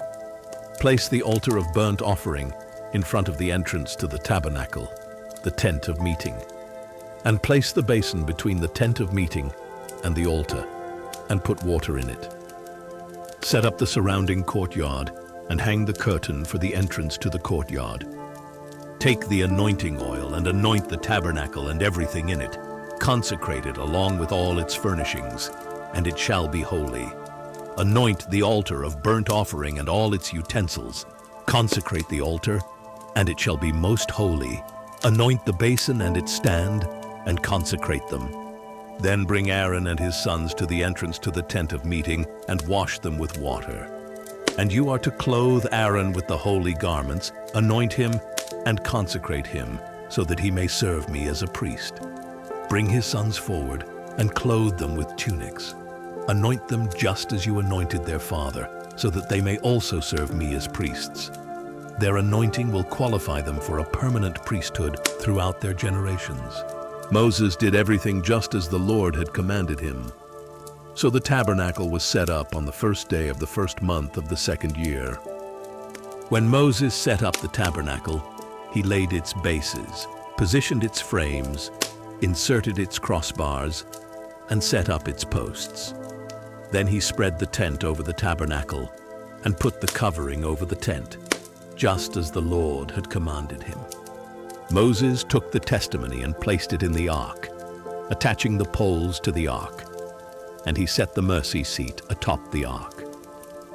Then he brought the ark into the tabernacle, put up the veil for the screen, and shielded off the ark of the testimony, just as the Lord had commanded him.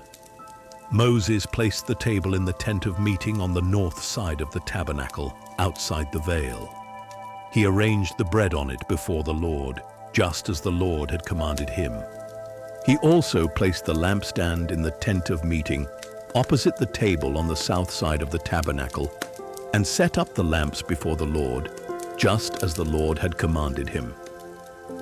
Moses placed the gold altar in the tent of meeting, in front of the veil, and he burned fragrant incense on it, just as the Lord had commanded him. Then he put up the curtain at the entrance to the tabernacle. He placed the altar of burnt offering near the entrance to the tabernacle, the tent of meeting, and offered on it the burnt offering and the grain offering, just as the Lord had commanded him. He placed the basin between the tent of meeting and the altar, and put water in it for washing. And from it Moses, Aaron, and his sons washed their hands and feet. They washed whenever they entered the tent of meeting or approached the altar, just as the Lord had commanded Moses. And Moses set up the courtyard around the tabernacle and the altar, and he hung the curtain for the entrance to the courtyard. So Moses finished the work. Then the cloud covered the tent of meeting, and the glory of the Lord filled the tabernacle. Moses was unable to enter the tent of meeting because the cloud had settled on it, and the glory of the Lord filled the tabernacle. Whenever the cloud was lifted from above the tabernacle, the Israelites would set out through all the stages of their journey. If the cloud was not lifted, they would not set out until the day it was taken up. For the cloud of the Lord was over the tabernacle by day, and fire was in the cloud by night, in the sight of all the house of Israel through all their journeys.